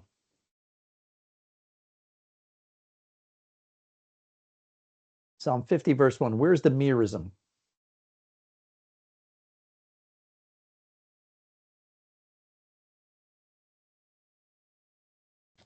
From the rising of the sun to its settings. Okay, so what's left out of that? The rising of the sun to its setting. The middle of the day is left out of it, so you just have the beginning and the end. I don't think the middle's left out because he says from the rising of the sun to the setting of the sun. So that would Nighttime is include left out. the middle. So what's left out from the rising of the sun to its setting? Nighttime. Anything after. What's that, Trey? Anything after until the rising. Yeah, I think here this is the merism. He summoned the earth from the rising of the sun in the east to the setting of the sun in the west. What's missing? Nothing. He's just showing it that nothing is missing. Look at Psalm 139, verse 2. Where is the merism? Two parts, two extremes that equal the whole.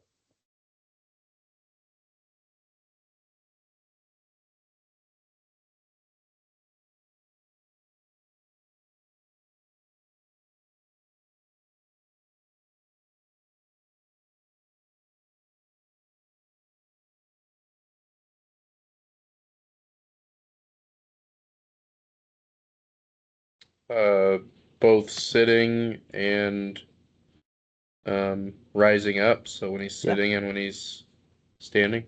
Right. So is there anything that God doesn't know about you? No, it's included all postures, all things you do. Right. You know, when I sit down, when I rise up. That's why this is called a merism. And again, guys, you have to be able to understand he's using this literary device when he's talking about when I sit down, when I rise up, because he's talking about two extremes that include the whole. But it doesn't say, I know when you, whatever you do. That's not poetic. So he uses these poetic devices to create these images of up when I'm down or up. God knows it all. All right, let's go back to 49, 1 and 2. There's a few here in Psalm 49, 1 and 2. At least two.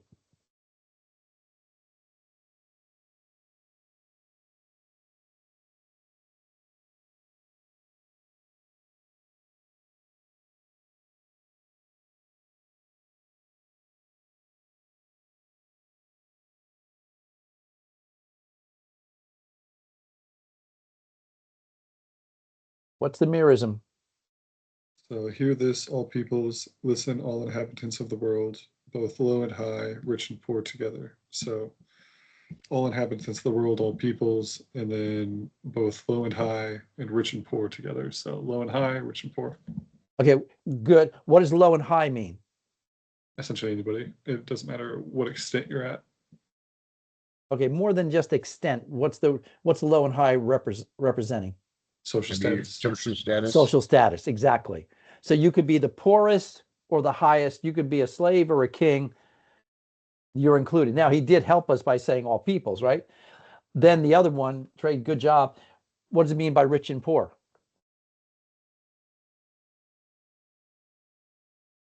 Financial, just possessions. Yeah.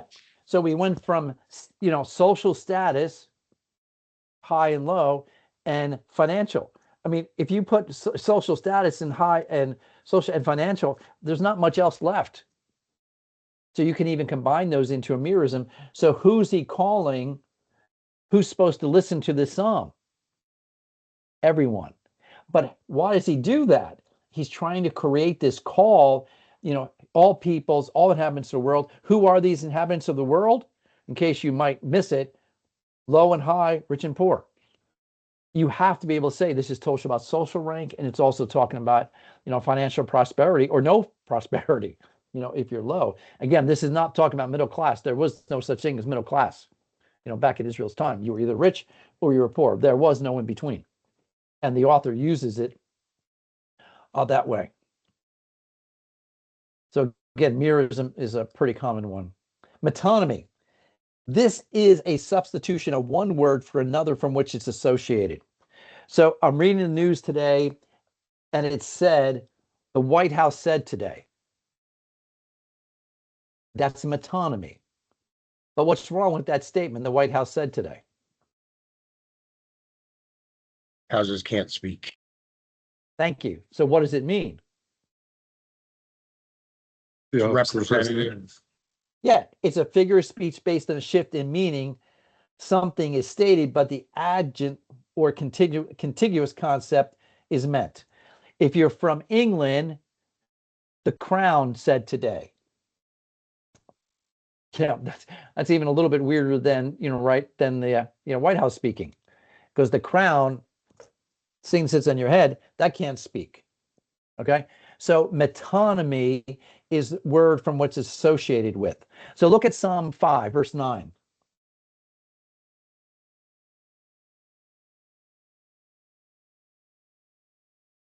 Five 9 says they flatter with their tongue. Where's the metonymy?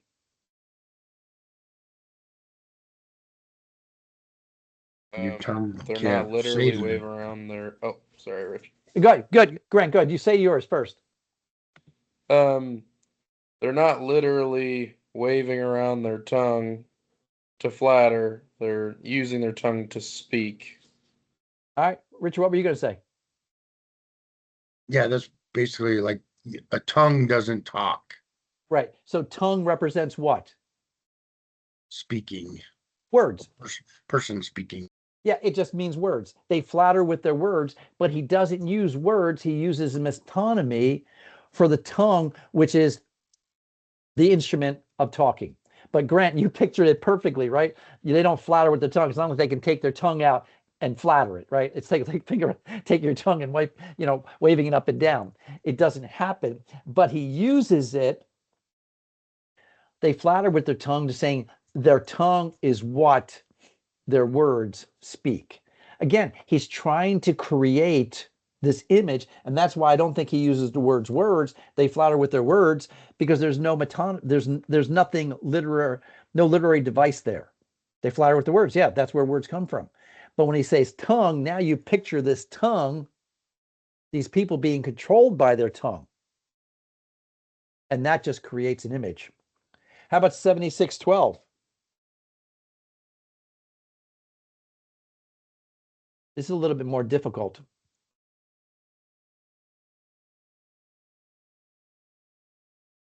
So I think it's to do with the cutting off of the spirit of the princes to emphasize that they're afraid. Okay, more than they're afraid, you got it right. Cutting off the spirit. The spirit is the metonymy here. But what does spirit refer to? Their will. More than will. This is probably the word nephesh, if you know that word from Hebrew. Their heart. More than heart.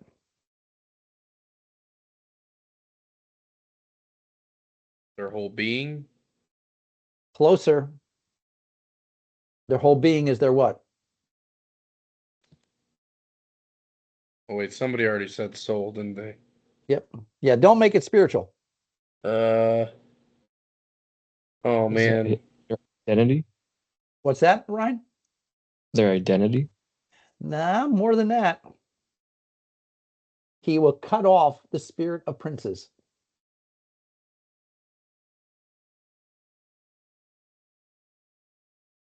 Cut off.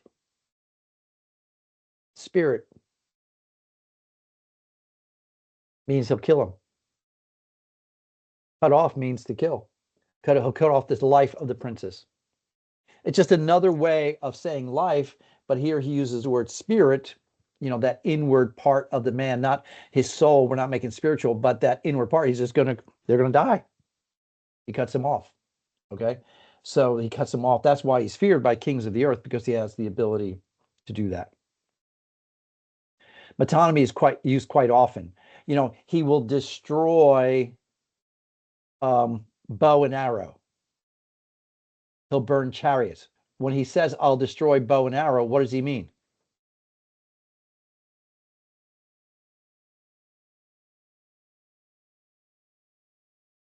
Killing the person that's wielding them. Maybe, but he'll destroy bows and arrow. He's more looking at the instruments. What he's instruments of what? Or death. Yes, war. He'll cut off the instruments of war. So he'll use the instrument, bow and arrow, or he'll cut off the bow as the instrument of war. Right? Would And that be that's kind of like cutting off their power? Yeah, but I think they're not so much their power, just cutting off the instruments of war so they have no instruments of war to war against. So be careful doing too much with these metonymies.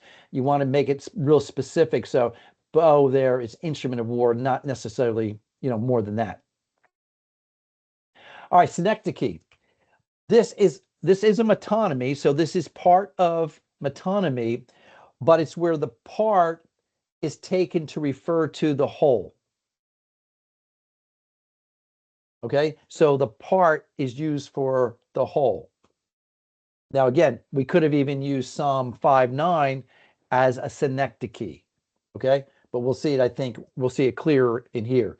So Psalm 50, verse 19, what's the synecdoche?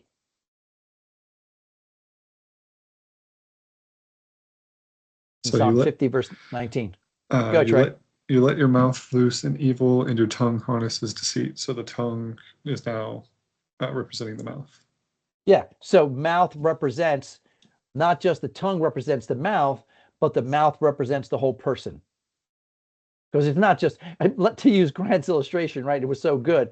You just don't see this mouth all by itself, right? Without a body to it. So it's saying, let your mouth loose in evil, your tongue frames deceit. It's like they're the whole person. How about Psalm 103, verse 1?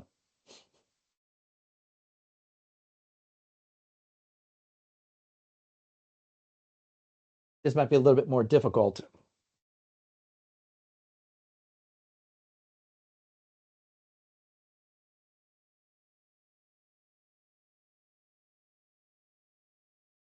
The part for the whole. In this case, his soul is referring to him. Yes, good job, Grant. Yeah, the soul represents everything of him, but he's using it separate so he can talk to himself. It's not like David has, not like he's schizophrenic or he has a mouse in his pocket. He's talking about the inside of him, and that represents his whole self. How about 18:27?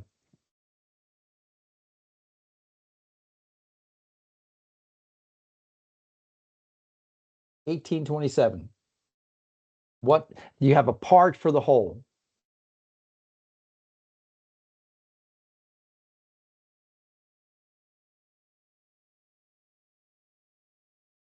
Their eyes as their whole attitude or their whole And what is that attitude? haughty. Which means what in our terms? Arrogant. Yeah, arrogant or prideful. Okay, so here I'm going to put you on. I'm going to put you. You're on being recorded anyways. So I want you to show me haughty eyes. So I'm looking for your debut in acting. So show me haughty eyes. Oh, that's almost a haughty nose, Grant. But yes, you're right. We'll give you that one. Okay. Haughty eyes is just someone who looks pride and probably looks down on everybody else, right? So he says, haughty eyes you abase. So those eyes that are proud, or the person that carries themselves and looks down on other people. So that's what he's trying to communicate. But I want you to see, he does it with synecdoche. He doesn't say, you save an afflicted people, and the afflicted people are the ones that are put down by the prideful people. All right. So just recognize that. But haughty eyes you abase. He doesn't say the proud you abase. That doesn't capture the emotion. He uses the body part to show. Because remember, if you just say the proud person you abase, okay, how else do you say that when you want to say it again, that God's against the proud? You have to use a different term, because poetry can't become stale. Nobody reads it. Just why we don't read that, we don't use old hymns by Fanny Crosby anymore in our churches. When I got saved, Fanny Crosby was pretty big. Still in, conservative churches. Now you never hear a Fanny Crosby song. Why? her poetry doesn't make the cut for contemporary audiences.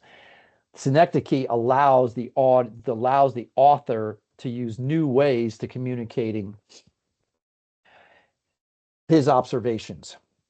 All right, so we've just spent 3 hours, 2.5 hours on these literary devices. What are you taking away from this lecture? What are you taking away about poetic devices?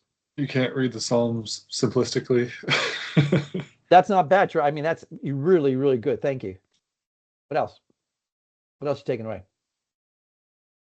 They have a lot more depth than just what the words mean. Okay, good.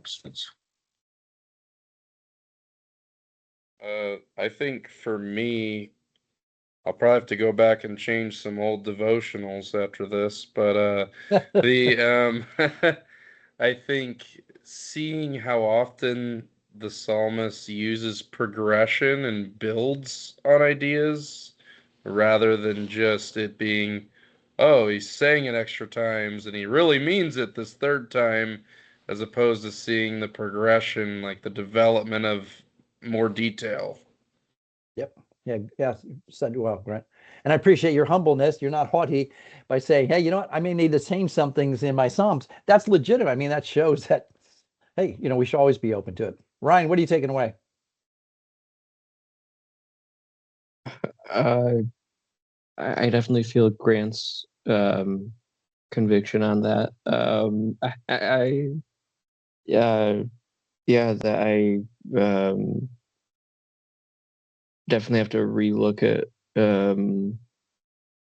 how I view a lot of the just overall, like a lot of the Psalms, because like when you pointed out that we looked at the one verse where we first looked at it as seeing it as Jesus, the piercing of the hands and feet. I guess things kind of like that. Like I need to remember more that some of the things quite literally did happen. Like he was speaking directly to David instead of spiritualizing it, I guess. So yeah, you don't want to. We always tend to jump to the New Testament, so that's one. Looking at some of these Psalms, and they're definitely messianic Psalms. I'm not saying that's one of the categories that we'll look at later on, but it really did happen to David first, and that's important because Jesus, I believe, walks in the footsteps of his father David. So I think that's important to show the connection between the Old and New Testament that way. All right, we're gonna have a few more, but we'll close it for now. But we got a few more that we want to do. And then next week, so we'll finish up these poetic devices next week. So remember, you do have an assignment due for next week, week 2. Look in, follow the syllabus. I think it's pretty straightforward, after the reading, 50 things that you've learned. So get those done by class time. I tend not to accept late work, guys. So unless you have a real good reason, they reach out to me and say, hey, you know what? Just let me know. There's always grace before the assignment due, no grace after the assignment. So we're definitely an Old Testament class. So do that. But if you run into problems, hey, just reach out to me. I just want to know. But generally, expect your assignments in by class time next week there. So any questions, comments about that? Oh, what I emailed you about the confusion about the syllabus. Yep. I realized what I was confused by. The syllabus in the syllabus category on Canvas is different than the syllabus in the files. Yeah, I was wondering about that. Yeah, because I went back and I couldn't see the differences you mentioned, Ryan. So go by the syllabus in Canvas. Yeah. So the syllabus in the files category is accurate to the assignments in Canvas, and then the syllabus in the syllabus category in Canvas is not. It's okay. As long as you caught the right one, it's fine. So I think it's an old one from Dr. Lyons. Yeah, it does say Lion, so I didn't even look at that, but yeah. I don't know. So. Yeah, I don't know if I had access to it. Dr. Gramacki put everything up, so I'm really just teaching. So the syllabus is his. Okay. So, all right. So it's 9:30. I told you because you have no break. I'll give you the half hour. Now you can take a break. And praying for you guys. Hope you have a good week. Hope your day tomorrow, Grant, is better than just the highlight of chamomile tea. But if that's the highlight, I'm glad you have something good to look forward to. I don't know. I think I'm gonna go have some chamomile tea now, just to brighten my day. I'm more He of a made it chai sound guy. like if that's the highlight, man. Yeah, it was a mad day. So I guess so. When tea becomes the highlight. So I appreciate that. All right, guys, have a good week, and see you next Tuesday. See Thanks a you. lot. God bless.